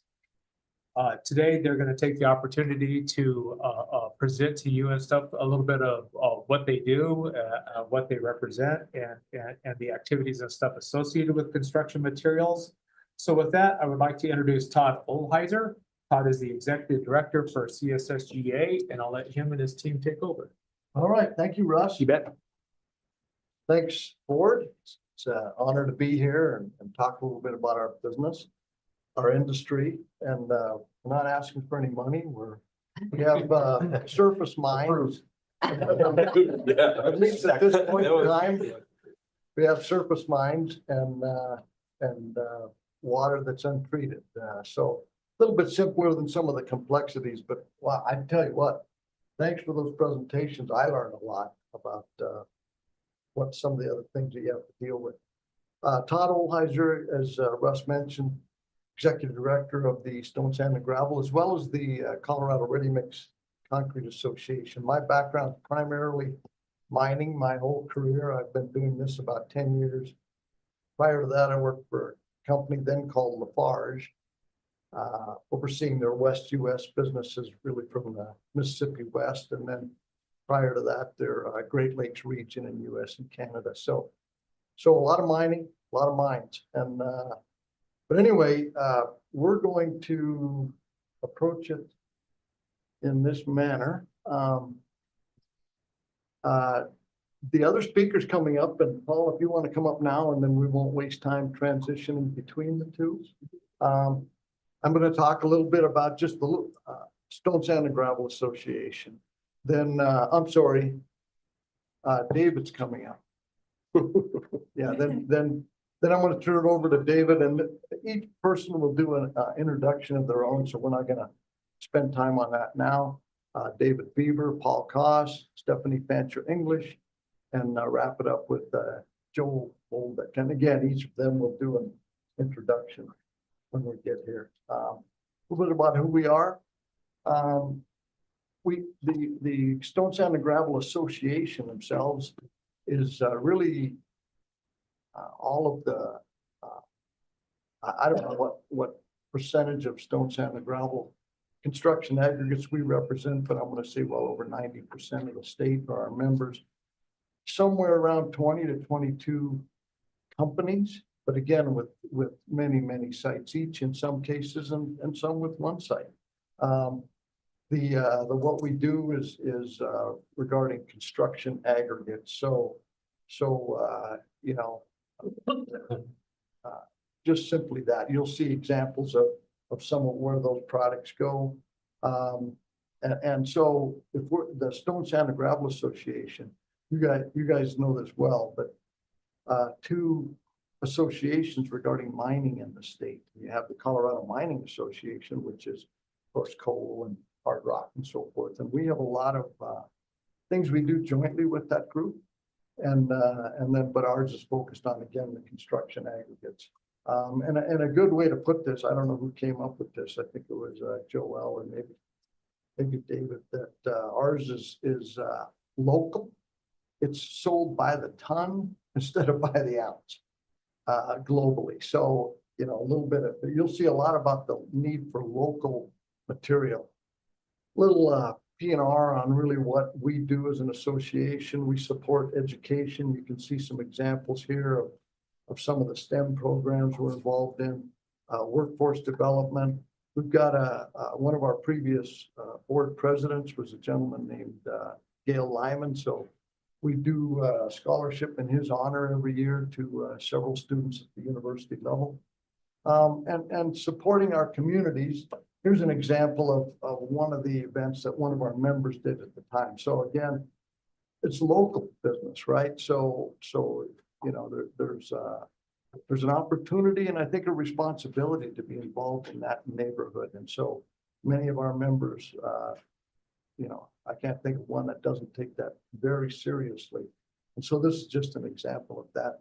The materials we have, again, you know, the basics, you know, it's not a sexy industry. It's construction aggregates from your sand, your boulders, obviously a lot of crushed stone, even the lightweight materials. We have members that are in the lightweight industry, and those aren't so much local, as you know. Those are typically railed around the West, but there's one of those in the area as well. So I guess we're going to build these up. I hate these type of slides. Doesn't everybody, can we just get away with these? The big users, concrete and asphalt. Those are probably 50 to 60% of what our members produce across the state. And you can see the percentage of aggregate in a yard of concrete. And you know all the uses of that and things that are in your everyday life, things that when we go into a school and talk about this, you know, everyone's in some aspect of concrete. The roads we come in are asphalt, and you can see 95% of that. The drainage, armor stone, things of that nature. It's the basics that we all live with. Somewhere around 55 million tons a year in the state of Colorado, and about 12 tons per person per year. So when people say, well, that mining doesn't affect me, it really does, because it's the school down the street, or it's the road surfacing, getting into your neighborhood and things of that nature. That's a little bit higher than the national average, which is about 10. But as you can imagine, the open space we have and the population is down compared to the size of this state and the roadways and so forth. So, and you know, a little bit about the need for local aggregates, you know, just an example of the Big Thompson flood here and how construction aggregates had to come to the rescue immediately, right? Same thing with what we had just in 13, September of 13, and then, you know, and that was obviously in many canyons across the state. And let's see, and a little bit about, you know, everything we touch. So even environmentally friendly things like solar and wind and so forth are going to require concrete. And as well as obviously the oil and gas industry and so forth. So we touch all of those, and our support the quality of life. You can just see some examples of where all that material is used. And again, you know, we view all this differently because we look at this and go, yeah, I know which mine that came out of, and this one and this one. And of course, everybody else, it's a way of life, right? So I'm going to turn this over to David, who's going to introduce himself and get into some of the specifics. What you'll see is several of us come up. We're going to rotate through this chair or these chairs, and we were told by Tammy we can pass this back and forth, and you can push your buttons. and off we go. So thank you. Todd is frequently pushing my buttons. Good morning, ladies and gentlemen. Talked about that yesterday. I'm Dave Bieber. I retired about 1.5 years ago as the chief geologist for the Western US for Martin Marietta Materials. And since 2018, I've been an adjunct professor in the mining engineering department at Colorado School of Mines, where among other things, I teach graduate and undergraduate courses in aggregate production. So as Todd has said, aggregate materials are what are called a place-based versus a value-based material. So a value-based material is something like gold, where it doesn't matter where in the world you sell an ounce of gold, the price is pretty much the same. Whereas with aggregate, the value of that material is based on where it actually is mined and where the market is. So to give you a good example, sand used in concrete. In Texas, sand may sell for $12 a ton. That exact same material, for instance, in Atlanta might sell for $30 a ton. Here in Colorado, it'll sell for $18 to $20 a ton. So it really is based on that scarcity and that market. And so really the components that come into this whole thing are first and foremost geology. Because if you don't have the material, you can't do anything else. But also the location of that material relative to the market, the demand for the product. So certain markets have a higher demand for one product versus another. And then political and environmental concerns. There are some places where, for various political or environmental reasons, you simply cannot produce the material, even if the appropriate geology market and product demand is there. And Colorado, we're blessed in some ways and cursed in others when it comes to aggregate. And when we're talking about aggregates, and what this is a geologic map of the entire state of Colorado. We talk about two sources of aggregate. We talk about alluvial sources and hard rock sources. Alluvial sources are those where the material basically comes out of rivers. It's water lane material. Hard rock is what comes out of the more the mountain core. We drill, we blast, we crush, and then we yield that aggregate. But aggregate is also separated by usage. So we have what are called coarse aggregate, larger than 1/4 inch, which comes from a lot of sources, and fine aggregate, that 1/4 inch and smaller, most of which in Colorado comes from alluvial sources. You can produce fine aggregate from hard rock sources, basically the small fragments from blasting, but it is a less desirable product for a lot of reasons. Unfortunately, even though we are blessed with a lot of aggregate, it's not all the same across the state. So the eastern, almost half of Colorado, basically everything east of the Front Range, we're sand rich. We got lots and lots of sand out in this part of it. We don't have as much coarse aggregate. We had originally a fair amount in the river systems, the Platte and its feeders, but that rock is petering out. And basically by the time you get to the Fort Morgan area, everything east of Fort Morgan on the Platte River is fine aggregate. The central portion of the state, the mountains, we're blessed with a lot of good material for coarse aggregate. So there's lots of rock, but there's not a whole lot of sand. So if you want to build something in Leadville, Glenwood, Vale, Aspen, what have you in that area, you're going to struggle to find sand. And then the western portion of the state, we've got lots of both, but there's not a lot of market. And so there's this, this challenge of how do we get the materials we need to the places we need it. And one of the big challenges is, unfortunately, because relatively speaking, aggregate is a low value product, a lot of times we pay more to transport it than we're paying for the actual rock at the site. The other problem is, and a question you guys probably hear as on this board, and we hear all the time is, can't you just use any old rock? Why here? Why don't you go do that someplace else?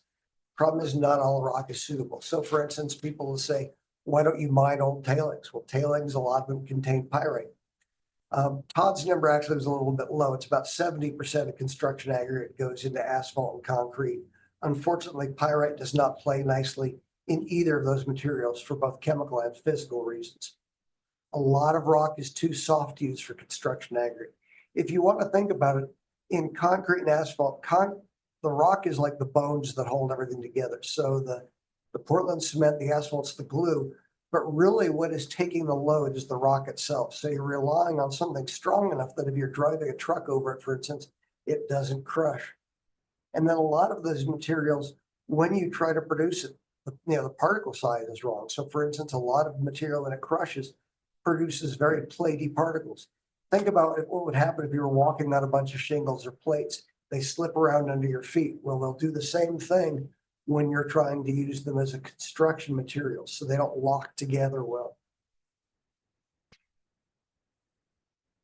And one of the things that has happened is in Colorado originally, we had a lot of aggregate locally here and I'm using Denver as an example because we are the largest metropolitan area in the state. Originally, most of the aggregate used in Denver was mined right here in town. We were mining especially out of Clear Creek to the west of us. But as development has happened, as we both depleted those reserves and built over those reserves, we've had to move farther and farther away from where the majority of the aggregate is needed. And you can see there's an historic progression of how we've gotten from where we started with mining in town to now we're mining material up in the Greeley, Fort Morgan area that we're bringing into Denver because we don't have good sources of aggregate closer in. And then we've also transitioned to mining these hard rock sources just to the east of town. So, like the Morrison Quarry, Ralston Quarry, Connection Aggregate Quarry, etc., that are producing now hard rock sources. But again, it's more expensive to mine those because you've got the added cost of blasting, crushing down to a usable size. Whereas the material in alluvial sources, you can basically go right in with a loader, excavator, whatever, and scoop those directly out. Much less cost to process that material. So if you see, there's this progression of mining that we can see in this figure.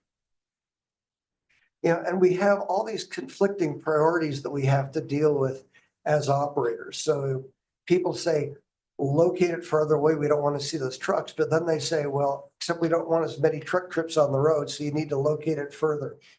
There's the issue of noise, locate it further away. Greenhouse gases located closer, so you're not putting as many truck miles on the road. Visual, located further away. Material costs located closer. Wildlife and some of those issues don't do it at all. And in trying to balance this, literally our heads want to explode because, how do we balance these priorities to deliver a project?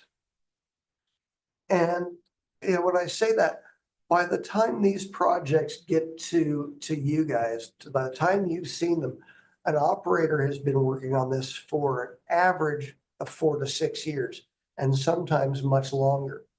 So there's an element of a crystal ball that's involved, but also an element of really the operator having to vet the project to say, all right, if we're going to spend all this money to get here, and it's, by the time you see the project, it's in the millions of dollars. Is this a project we actually think we can get permitted? And then from that point forward, there's typically, another 2 to 3 years before they can start producing from that site. So it really is a balancing act between future prediction, community awareness, looking at what is practical, what is feasible, and does this make sense? And also then trying to say, is there going to be a market for this in 7 years when we actually start mining it? And from that, I will give it to Paul. All right, thank you, David. My name is Paul Koss. I'm a Stantec. I'm a business center practice lead. So I lead the civil engineering team. I have geotech engineers, water resources engineers, the drafting team, and civil infrastructure, all for mining projects. And part of our roles and responsibilities is to permitting of mines throughout the country. So with that permitting, we have recognized that the level of regulation varies significantly between states. And Colorado is among the most stringent. We have very well-defined rules and regulations. How those rules are interpreted are, there's guidance documents that say you must have this factor of safety if your structure is this type of structure. Other states do not have those requirements. And few states actually have areas set aside that say this is for mining. Colorado is one of those that does not have any properties or parcels that say this is dedicated to mining. We do have Title 34, which is the Mining Preservation Act, which specifies that the counties must identify where mineral resources are, prohibit zoning that prevents future mining. But unfortunately, that regulation has no teeth.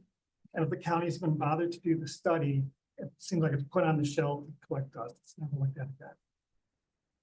As David and Todd mentioned, aggregates it's location based, and operators not permitting a site to mine 10 years down the road, 15 years, 50 years down the road. They want to permit it, mine it, have a temporary impact, reclaim it, and then go on to the next site. And because the current operations and current quarries and gravel pits are being depleted, the resources are further away.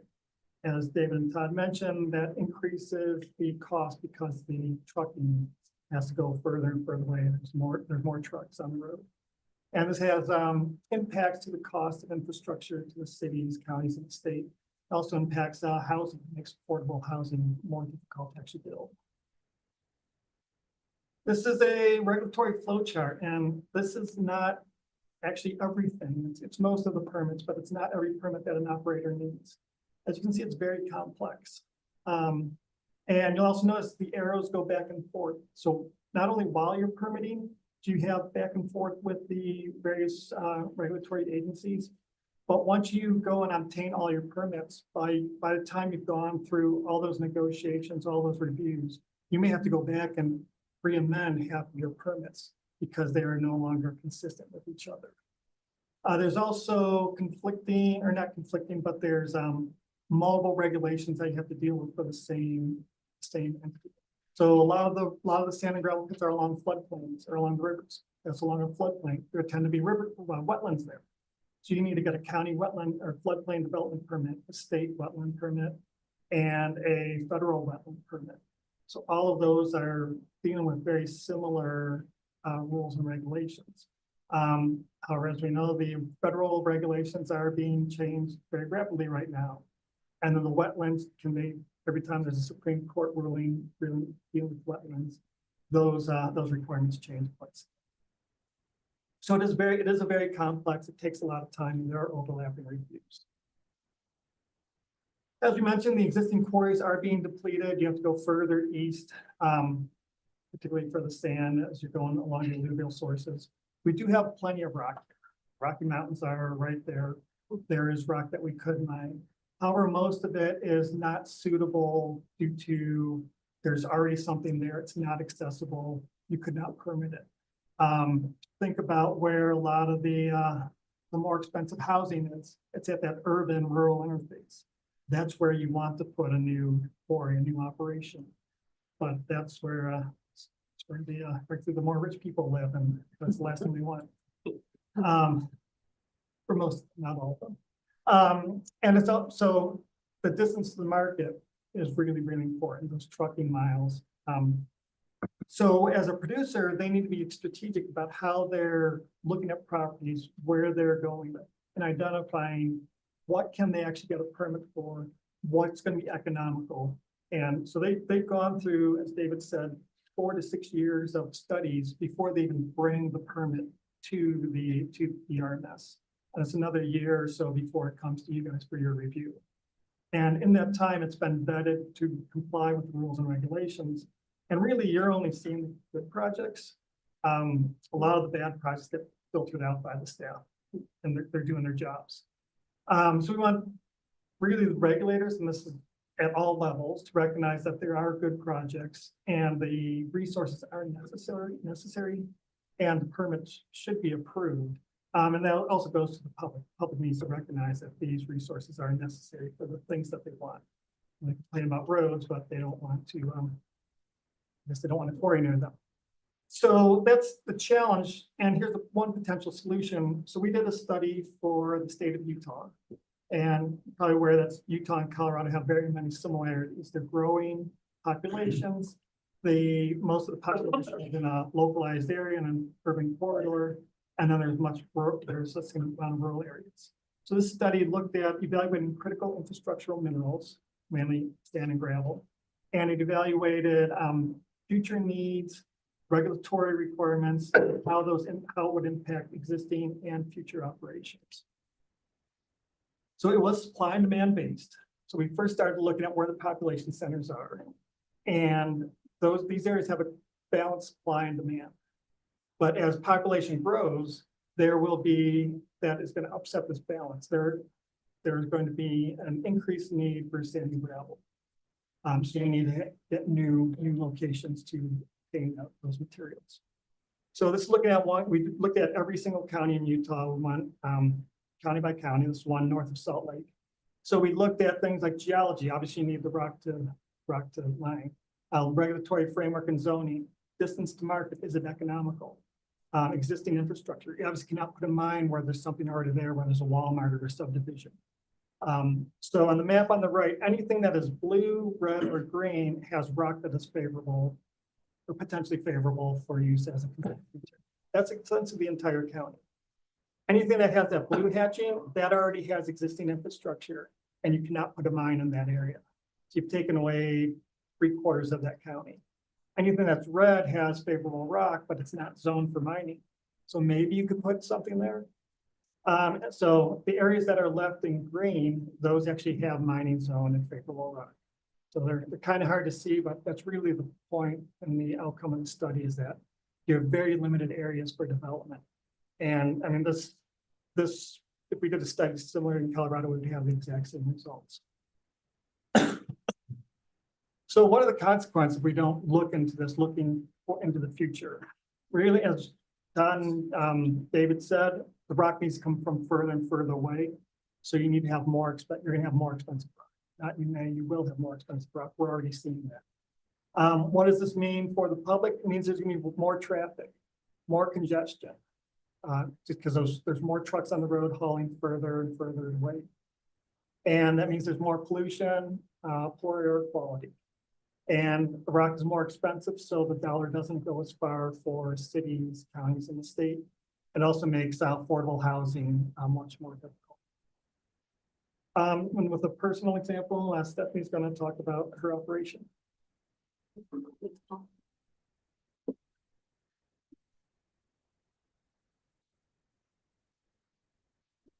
Push the buttons right. My name is Stephanie Fancher English. I work for Loveland Ready Mix Concrete. A little bit about me. I grew up in a ranching family and a construction family. Construction in Bureau Reclamation projects and coal mines in Wyoming. My grandfather got his civil engineering degree from University of Wyoming. And then Dad and I both got our civil engineering degrees from University of Colorado in Boulder. We are, Loveland Ready Mix is a family-owned business. I'm third generation. And we've been in the Loveland community for over 70 years. We are proud of the way we operate. We currently mine product in Loveland, Johnstown area, and LaPorte, which is north of Fort Collins. And then we haul in materials to our ready mix plants in Boulder and in East Loveland. I think we're committed to our community, and so I'm going to speak from the heart on those types of topics. I like to talk about the local challenges of permitting and what we've experienced. And I'm going to use our West Loveland site as an example. This is a 400+ acre site that was permitted back in 1974. There was mining that occurred there before that, but the permit was actually pulled in 1974. And when we talk about the challenge of community, obviously the community grew in around this site. We've got the city recreational trail running along the north boundary of the mine site. We've got a city park directly adjacent to our ready mix plant. We're close to Mariana Butte Golf Course, and we've got an elementary school within 1,900 feet of our site. So obviously the community grew in around us. We've had no significant issues with neighbors as far as noise, dust, air. We feel like we've never had anyone really offer any major complaints about operations throughout the years.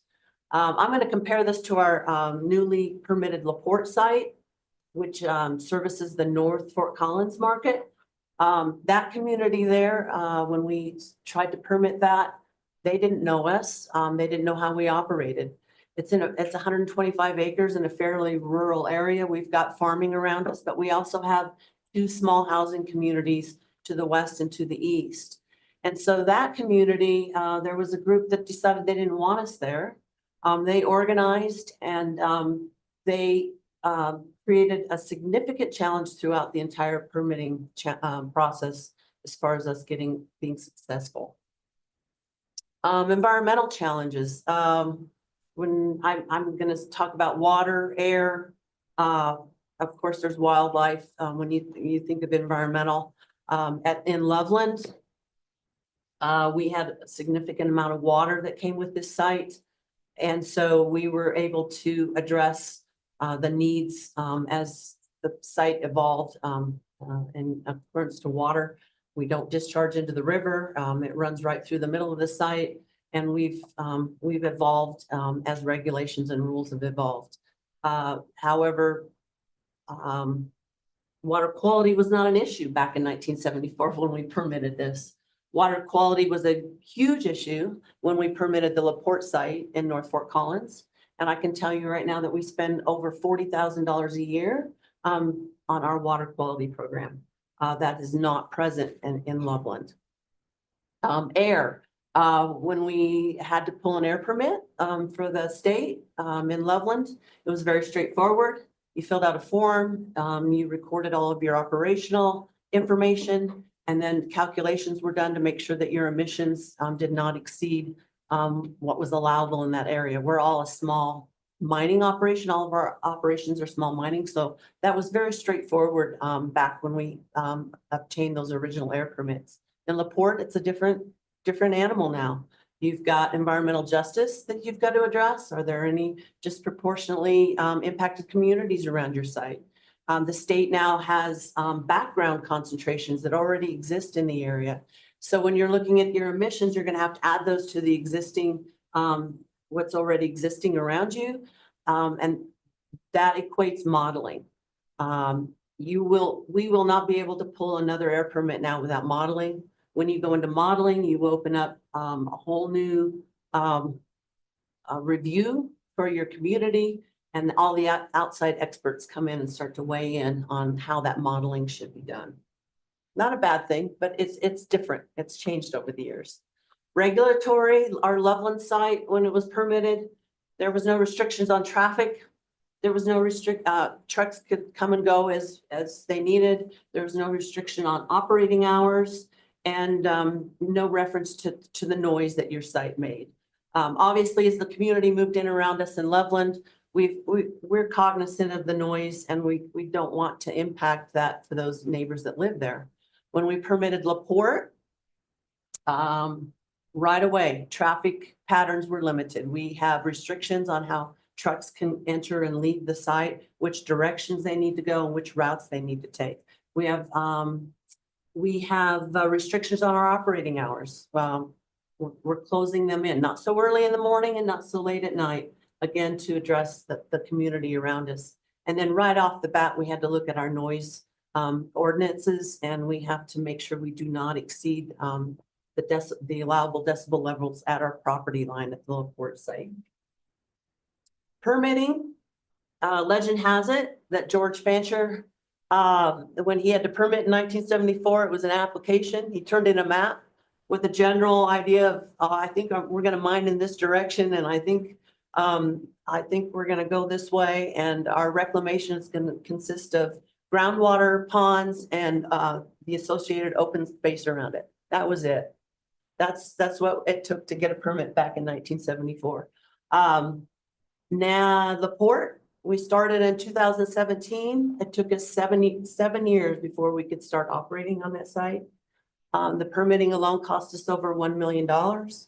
And that does not include the time and the money we spent on the lawsuits that the neighbors filed after we got our land use permit in the county. So permitting has changed quite a bit. However, I want to point out that our Loveland site is in compliance. We've adapted and we've adjusted and we have complied with all rules and regulations as they've evolved over the years. So this site in Loveland is no less compliant or than the site in LaPorte. And I think that's important to note that you can adapt and move as things change.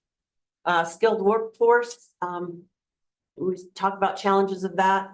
We're lucky that in Northern Colorado, we have a population base that supports our labor force, still fairly ag related businesses around us. So we've got a good workforce, but we're all competing for those same skilled laborers with the rest of the construction industry. Same in LaPorte, Northern Fort Collins, we still have a fairly reliable workforce. However, let's move that site even 15 miles to the north to the Wyoming border. How are we going to get people to go up there and work?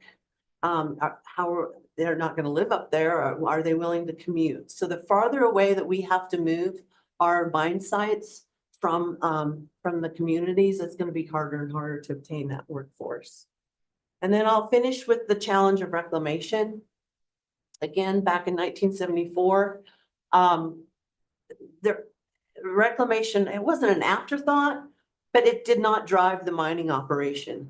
It's totally flipped today. When we permitted LaPorte, the first thing we did was we had to determine what we were going to do to reclaim that site. That's the very most important thing that had to be determined before we could start permitting, because then that drives the entire mining operation is your reclamation. And so that's, I would say that's a challenge, but it's a positive thing that's happened in the industry.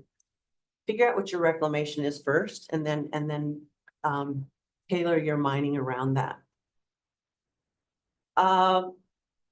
This is a map that shows where our LaPorte site is. Again, it services that North Fort Collins market. I was in front of this very same board in 2018 to get this site permitted. And at that hearing, of course, we're presenting to you all of the issues and all of the technical information on what was needed to support a 112 construction permit. That's what the board heard. But what the board did not know is what was going on behind the scenes. So I'm going to give you a little bit of the rest of the story of what was going on locally as we were trying to permit this site. We went to our community and to the county and we said, look, here's the market around this LaPorte site. And yes, we can service this market from Loveland. And yes, we could service this market from Johnstown. But in doing so, we would add an additional 41,000 miles per month to road traffic. And we would add road miles, we would add an additional 5 million miles over 10 years to the local roads. That's a lot of miles. That equates to an additional 1,650 tons per year of greenhouse gases with diesel trucks.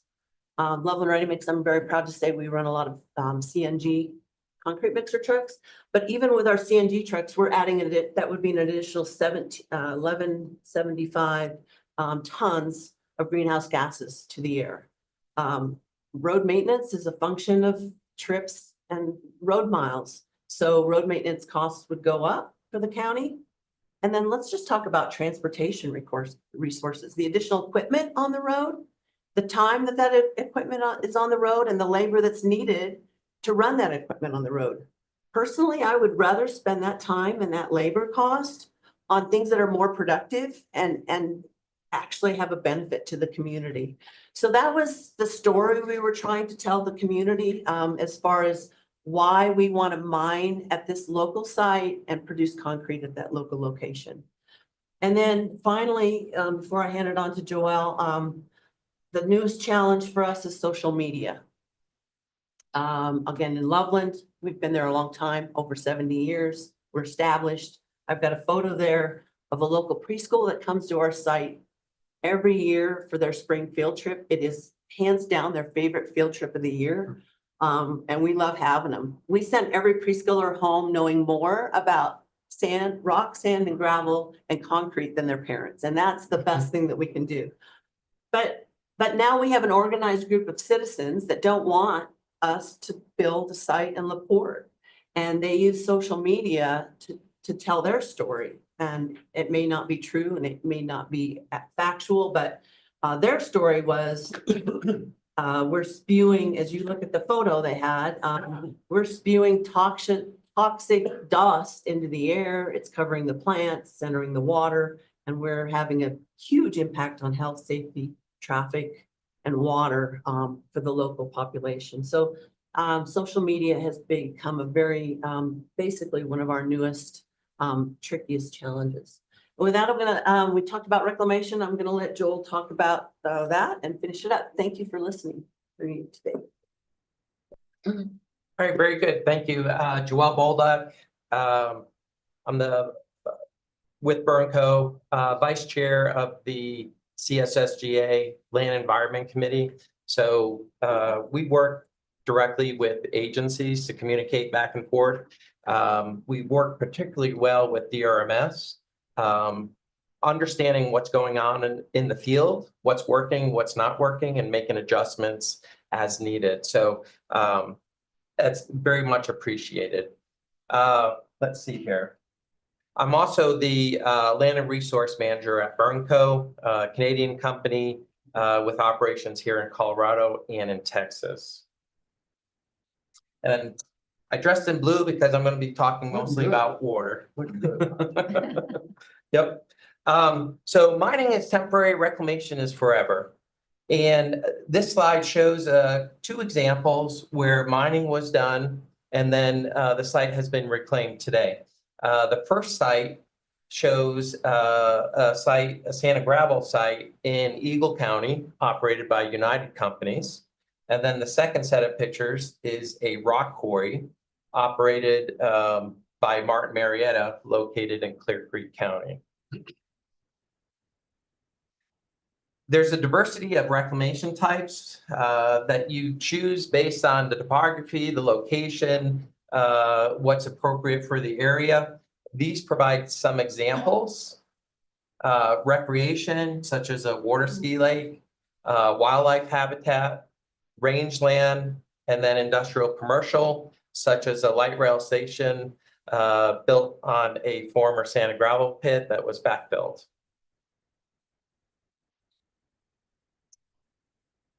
Probably the most common reclamation type in Colorado is lined water storage. These photos show aerials of different areas around Colorado where water storage is prevalent. And I cannot tell you how unique this is. We're used to it here in Colorado, but this is fairly or very unusual across the country. And there's a number of reasons for that. But before I get to that, I just wanted to mention the center picture. I did a bike ride last summer, and there's a bike trail that runs all the way along this corridor of reservoirs through the Thornton area. And I ran into a birder that had a big giant photo lens taking pictures of birds. And I was explaining to him how all the water that we could see was reclaimed sand and gravel pits that had been converted into lined water storage. And he looked at me with an incredulous look like I was from Mars. And it was interesting because at the time where we were, we could see a sand and gravel operation off in the distance. And I pointed out to him, come back in 5 years and that'll be another reservoir over there. So it's, although the folks in this room are probably all familiar with water storage, it's not common knowledge because as you go out across Colorado, you see water and you just think it's naturally there. But probably, I would venture a guess, 95% of the water that you see is man-made water storage. The picture on the left from Fort Collins area shows an active operation surrounded by reservoirs. So why in Colorado do we have this water storage? In one word, it's mountains. That's influenced a lot of the factors that go into why we have water storage here. To start with, the ice ages that we've had in the last 100,000 years in between those ice ages, we've had melt periods where huge volumes of water came out of the mountains onto the plains, carrying sand and gravel, creating the sand and gravel deposits that we are mining today. In Colorado, we also have a demand for sand and gravel because of our population and our population growth. There's also the demand for water because of the population. We have an arid climate here. Probably just in general, back east, they get 3 times more rainfall than we do here. And then finally, the snow melt effect is a really critical component because the water that melts when the snow melts, the water flows that we have in our rivers are much higher in May and June than the entire rest of the year. And I have a chart that shows that. All of this plays into why we have water storage here. Another key factor that I called out separately here is water rights. Back east, they operate under the riparian doctrine, where if you have land that abuts a water body, you can withdraw water within reason. And I pulled an extreme example of this. These are called ribbon farms in Louisiana, where because you wanted access to the water for shipping and access to the water to provide water to your crops, the land was subdivided in a way that everyone had access to water. And these plots are 100 feet wide and 8,000 feet long. So here in Colorado, and in the Western US, we use the prior appropriation doctrine. Basically, whoever uses the water first can continue using it. And folks that come later have less access to that water. And so then we end up with this type of topography. And then this example is from Hygiene west of Longmont. Continuing on with water rights, I came across this website last week that talks about the 1859 gold rush and mining impacting the development of our water rights laws here in Colorado. And flash forward 150 years to today, and we've come full circle. So the water rights system that was kind of that mining contributed to now results in all this water storage, which is being created by the mining industry, much of it. Why in Colorado? So we have the headwaters for 4 major rivers here. And then the picture on the right shows all of the Southwest is arid. However, the difference with Colorado is that we have significant amount of mountains that get a significant amount of snow. So we have a lot of snow melt here. This chart shows the water flows in the Arkansas River, and this is typical for all the rivers in Colorado. And over 13 years, and you can see the seasonal fluctuation. So typically at this location, water flows are 200 CFS throughout the year, except for the May and June time period where that water flow peaks up around 4,000 to 7,000 CFS. So basically you get 20 times more flow in the rivers in the May-June time period than the rest of the year. And why this is important is if you have a senior water right, you can use water throughout the year. However, if you have a junior water right, 10 months of the year, you're not going to have access to water. So if you're going to have a small town in Colorado that's going to have access to water for 12 months, or a big town, you have to have water storage to capture the water that comes down the river at that small time period in May and June. And then lined water storage. So what it is, what it looks like, on the right is some photos of a farm field that then was converted to a sand and gravel operation and then was converted to a reservoir when it was completed. And this happened over roughly a 20-year period. The components that make up lined water storage, the key ones that I'm going to talk about is that you install a slurry wall around the perimeter, and then you mine out the sand and gravel. reclaim the slopes, and then you install flood spillways and pump infrastructure. And the blue items I'm going to talk about individually here just briefly.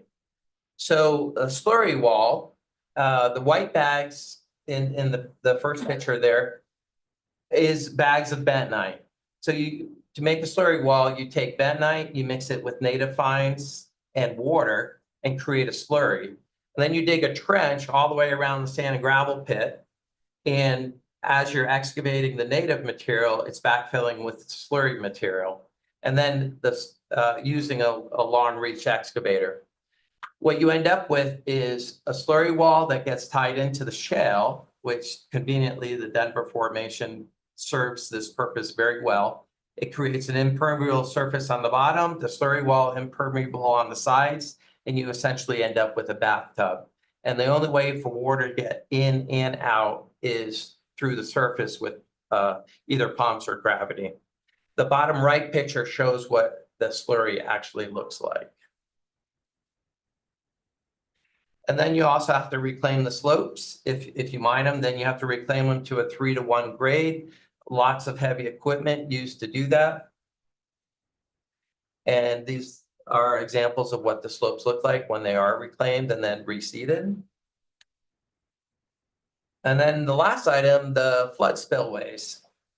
The picture here, we had a lot of floods here in 13 and 15, resulted in dozens or maybe more than a dozen, several dozen reservoirs that were breached. This caused a significant amount of damage and probably also contributed to some flooding where reservoirs were breached and the reservoirs themselves drained into the river. As a result of this, DRMS changed the rules and adopted the Mile High Flood District standards requiring spillways if you're in the floodplain and within 400 feet of a river. And this is a good development. So it protects our infrastructure long-term, part of being resilient. And for us, spillways look like this. So this is an example off of the Thornton area where a spillway was constructed, consists basically of grouted riprap and located at the lowest elevation around the perimeter where flooding will come in at this location, comes down the bank, hits a plunge pool, which forces the water upwards to kind of prevent the spillway from being undermined and breached itself. And these cost anywhere from $100,000 to $1 million on the high end to install. And then for the summary, I'll hand it over to Todd. Hey, great job, buddy. Yeah, I mean, thanks for the opportunity to come forward and talk a little bit about who we are as an association. Hopefully you got the message. Aggregates are, as you know, literally everywhere. There's no, as an example, one last stat on concrete, which is, again, 85% aggregates. It's second only to water as a consumable worldwide. There is literally nothing made without it globally. Aggregates are very limited where you can get them, proximity to the location where you need to use them. It's a local material. Permitting is increasingly difficult. Stephanie, I think we wanted to bring Stephanie forward to get a person. It's personal with her, right? And she's not working for a big corporation. It's her family business, and you just get a different sense of it. But it's the real world, right? It's what they deal with, right or wrong. And so I thought that was fantastic. And then a reclamation, obviously the Mine Land Reclamation Board, a huge part of it. Everything starts with the reclamation in mind. So with that, I know we ran a little bit over, but if there's any questions for myself or any of our experts, please let us know. Otherwise, appreciate your time. I have a question. Yeah. We talked about a family-held operation that seemed integrated, correct? It's a fully integrated operation. And we talked about all the competitive factors, which I know there are plenty, but what percentage of operator owners are out of state in the state of Colorado? Can you give me a ballpark? My ballpark would be about 25% of our members are probably family-owned local. And the rest are Corporate. corporations, wherever they have their headquarters, whether that's global or whatever. Are there a lot of corporations that are Colorado-based corporations? Probably not of those remaining 75%, but the thing I think, people, the thing to keep in mind there is that whether you're working for Loveland Ready Mix or whether you're working for Martin Marietta, the employees don't know, they know where their paycheck comes from, their family knows the mine they work in, everything is local from that perspective. But yeah, I think there's a lot of out-of-state ownership. But again, it's a local business where it's employment and so forth, paying taxes right here. But yeah, good question. I guess kind of my question was, how is it becoming more difficult for the local owner operators to compete with the corporation? And especially the out-of-state. I'm gonna give you an example of this gentleman used to work for Fry and Sons, right? I mean, we did I think you were with us when we toured that site. Family-owned business, several generations and so forth. And so I'll let Joel answer that, but I think it's more what you see globally. It's maybe it is more difficult to operate singly. And so the corporations tend to, buy those. We've seen a lot of consolidation over the past 20 years, even the 10 years I've been here across Colorado in this industry. What was your thoughts, Keith? Yeah, I would say it is a challenge for local businesses. And I would say that the biggest issue is expertise, because there's a lot of regulations. The chart that Paul showed, there's a lot of regulatory agencies at the state level. And then you go to the county or municipality, and then every department seemingly in the, a county, the traffic department, the environmental department, has requirements. And so for the small family-owned businesses, it is no question that it is a challenge to either have that expertise in-house or to hire that expertise through consultants. It's expensive. So it is definitely a challenge where corporations have the benefit of having more resources. However, when it comes to water storage, the folks in Colorado have to educate the corporations on what is going on here, because there's not a general understanding of the costs and the technical issues and the financial issues with water storage. One of the big advantages that a large corporation has is cheaper money, a lot less expensive than local money. Local money is more expensive. I'm just generalizing, but and we talked a little bit about, I'm leaning over and you're leaning over too. We talked a little bit about how much money had to go in to get that quarry established. And I think the number you threw out was $1 million. Well, That was just that the $1 million basic permit, is, yeah. poof, that's gone. And that could be used for so many other things. But I just wondered, like I said, I would think it's more difficult to compete with these out-of-state corporations because they're public. They're corporations. Yeah, it's getting harder, especially in the marketplace. Yeah, we have a ready mix company, and then we mine our own aggregate, and we process our own materials, but we don't own a cement company. And what we're seeing is the cement companies of the world are buying up the other materials, and so we're trying to get cement delivered, and their first priorities are going to be to the companies that they own. So yeah, that's hard. We're very fortunate in that we've been able to self-finance everything that we do. We're very fiscally responsible.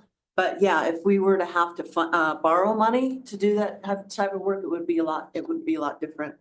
I would say too, one advantage that we have, and I'm gonna brag on this, is because we're not a large corporation, we can make decisions quickly and we can implement them quickly. We started in 2012 with 6 compressed natural gas concrete mixer trucks. And that was an experiment that we tried at our Johnstown plant.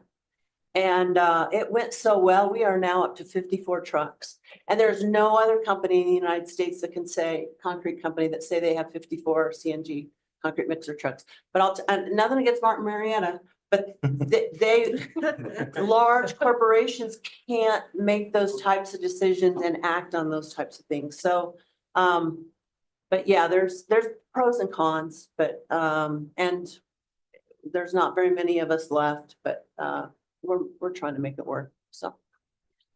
I was just trying to learn. I didn't You know. really have I wasn't going anywhere. I just Yeah, wanted no. to more understand that. So if I get this right, 75% of the operators in the state of Colorado are corporate. That leaves only 25% that would be local, family-owned businesses. And I would assume that the consolidation will continue. Yeah, Most likely, yeah, because the regulatory framework really makes it a little bit of a barrier to entry. And you are talking significant sums of money, of investment for land, permitting, and then infrastructure, so on and so forth, yeah. But I will second Stephanie's point about the difference between, I've worked for big corporations, medium and small family owned. And it is interesting to see the strengths and weaknesses of the different organizations. Corporations have the resources and expertise, but the small operators have nimble operation. They can change on a dime. I know making $1 million decisions in 24 hours. And then there was one other part there. I just lost the thought, but in any case, administrative nature too. Big corporations have a lot of administrative processes, whereas the smaller companies don't have those. So, yeah, interesting. I have a question for School of Mines. I've asked this of School of Mines students, and it's a little off where we are, but It's all right. why can't we use, can we use plastic, recycled plastic? And I know it's being done for some concrete housing foundations. How about for all our roads? Add that. The problem with plastic, and actually that's used as a lightweight aggregate. It's especially common in vertical construction because the aggregate's very light. And so what you want to do is you want to put as little weight up high in the air as you can. The problem with it for construction, for roads and flat work, for instance, like sidewalks and stuff, is that material does not have the compressive strength than rock. So if you think about it, if you step on a piece of plastic, it will compress a lot more. It does, and it'll break down a lot faster than rock, for instance. So that's the plain and simple reason, is that in some applications, plastic beads or actually crushed plastic, you don't really want round, but plastic beads that are angular make great aggregate for some applications.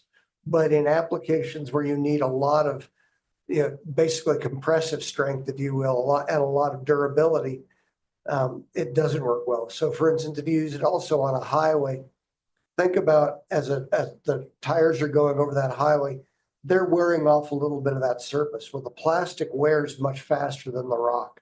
So in fact, if you look at a paved road, there's actually 2 types of aggregate in a paved road. You've got what you call the base course, where the lower, say 4 inches or 5 inches of asphalt, they can use a lower quality rock, but the top 1.5 inches has to be a much higher quality rock because that's what they call the wearing course.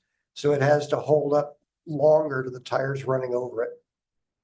I was thinking mostly taking the place of a lot of petroleum not so much rock, because I think you have to have a certain amount of rock, but Oh, in That terms of petroleum. using, if you terms of using plastic instead of petroleum and asphalt?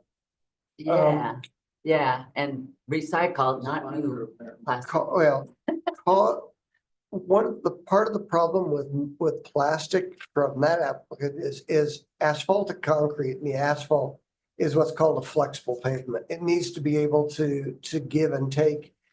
And a lot of that plastic is rigid, and not all plastic is the same. So you've got the problem of its mechanical properties of just trying to glue the rock together with that plastic and it not holding up. I thought some school of mine student could figure it out. Well, it might be a good project. Yeah, and maybe that is, and in all seriousness to your question, it's a good question as to whether there could be a way of essentially converting some of that plastic into an admixture that you could mix with the asphalt to produce a lower cost, or at least a more environmentally friendly pavement. What is plastic made of? Beg your pardon? Yeah, Petroleum products? yeah. I mean, But I'm not an expert in the asphalt industry, but they use a significant amount of recycled asphalt. And so when they, not grade, but pull up Yeah. asphalt. when they grind, in fact, CDOT allows up to 40% recycled asphalt. Typically, a typical asphalt plant will run what they call RAP, recycled asphalt pavement. They'll run typically about 25% RAP in their asphalt mix. So what they're doing is if you go to any asphalt plant around here, you'll see this huge pile of asphalt. What they're doing is they're grinding that and they're putting that back into the new asphalt that they're making. 25% seems to be sort of an optimum number for strength, durability, and cost.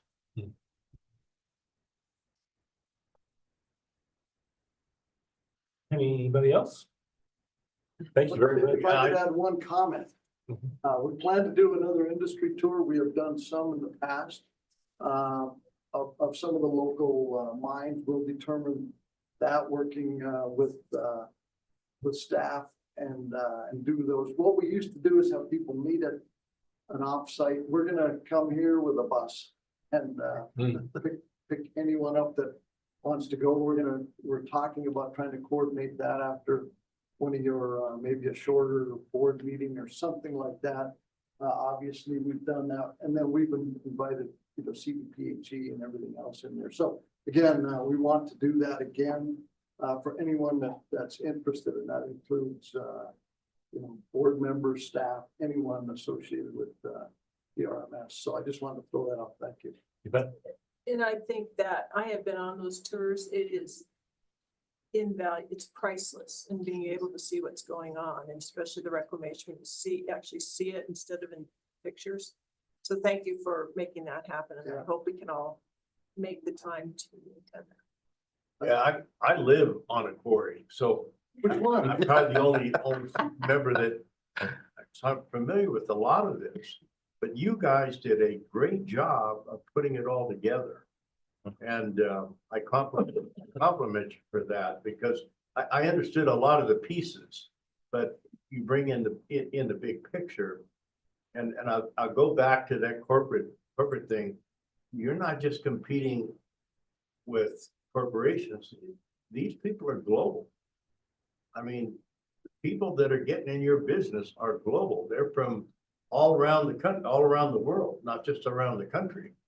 And I mean, Martin Marietta's got operations, I know, in Mexico and Canada. Actually, in Canada, one operation in Canada, one operation in the Bahamas, and Martin, actually, to give you perspective on that, of the major operators in Colorado, about half are US owned and about half are foreign owned. So Martin Marietta, for instance, is US owned. Burnco is Canadian owned. Wholesome is Swiss owned. Cemex is obviously Mexican. CRH is, I remember, Irish. So there's a variety of ownership but there are actually fewer US major aggregate corporations. Really, the two remaining big ones are Vulcan and Martin Marietta. And the two that are in my neighborhood are Schmidt and Martin Marietta, both of which are very responsible. So, I mean, I've got to tell you, these guys do a great job of being a responsible member of our community. So I bring it up, but I'm complimentary of how they operate. Correct. And regardless of whether it's a corporation or a local business, all the operations are local and the folks that work Sure. at the operations are local. I just think it's going to be challenging as it is now, it's going to be more challenging in the future to be local, integrated, home-owned. It's going to be difficult. Correct. Yeah. One of the interesting things, though, about the business here in Colorado, and in my role with Martin Marietta, and then also as a professor, I see operations all over the country. You know, the operators here in Colorado, while they're competitors, seem to cooperate better in terms of keeping each other, if you will, in line, holding each other to a high standard of ethics and community involvement. There's a lot of peer pressure in Colorado here amongst the operators to be a very responsible operator. And the operators that aren't, they get shut out by the other operators. I'm not sure it's intentional because I don't work for a company anymore, but you definitely see the operators, that there is a lot of peer pressure on the parts of the various operators to act responsibly in Colorado, more so than in any other state I've worked in. And when you look at that map and you see all that hard rock, it's in Colorado. So they're coming here because that's where the material is. They're not going to go to Utah. They're not going to go to New Mexico. They're going to come to Colorado because we've got an abundance of hard rock.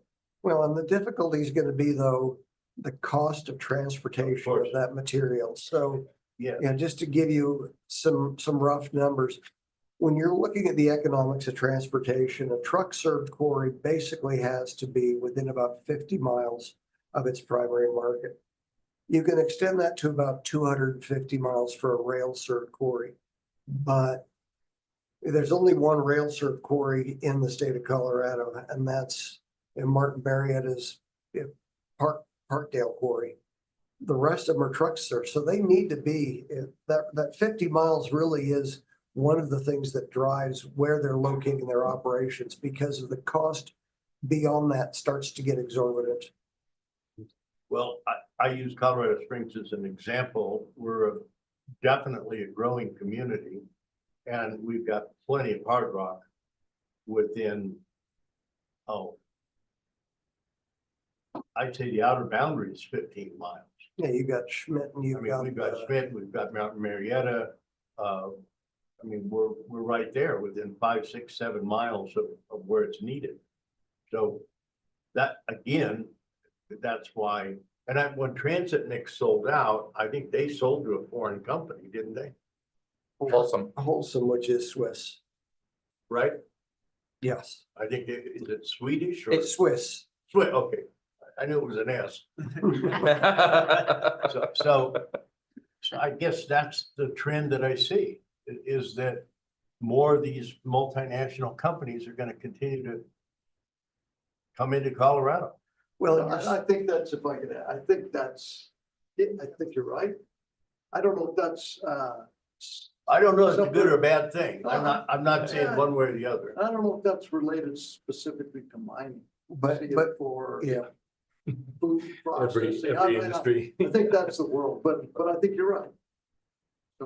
And it's a national trend in the aggregate industry. So I don't remember the numbers off the top of my head, but I've actually looked specifically at that as one of the things within my classes, is that you have, even though you have more aggregate production nationally than you did, say, 20 years ago, you've got about 80 or 85% of the number of companies that you had, and you have about 70% of the national aggregate production being held by probably 20 companies nationwide.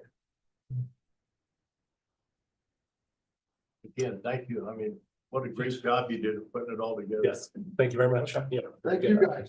Yeah, thank you. Thank you. Thank you for the invitation. All right. Anybody from the public? Kemi? Nope.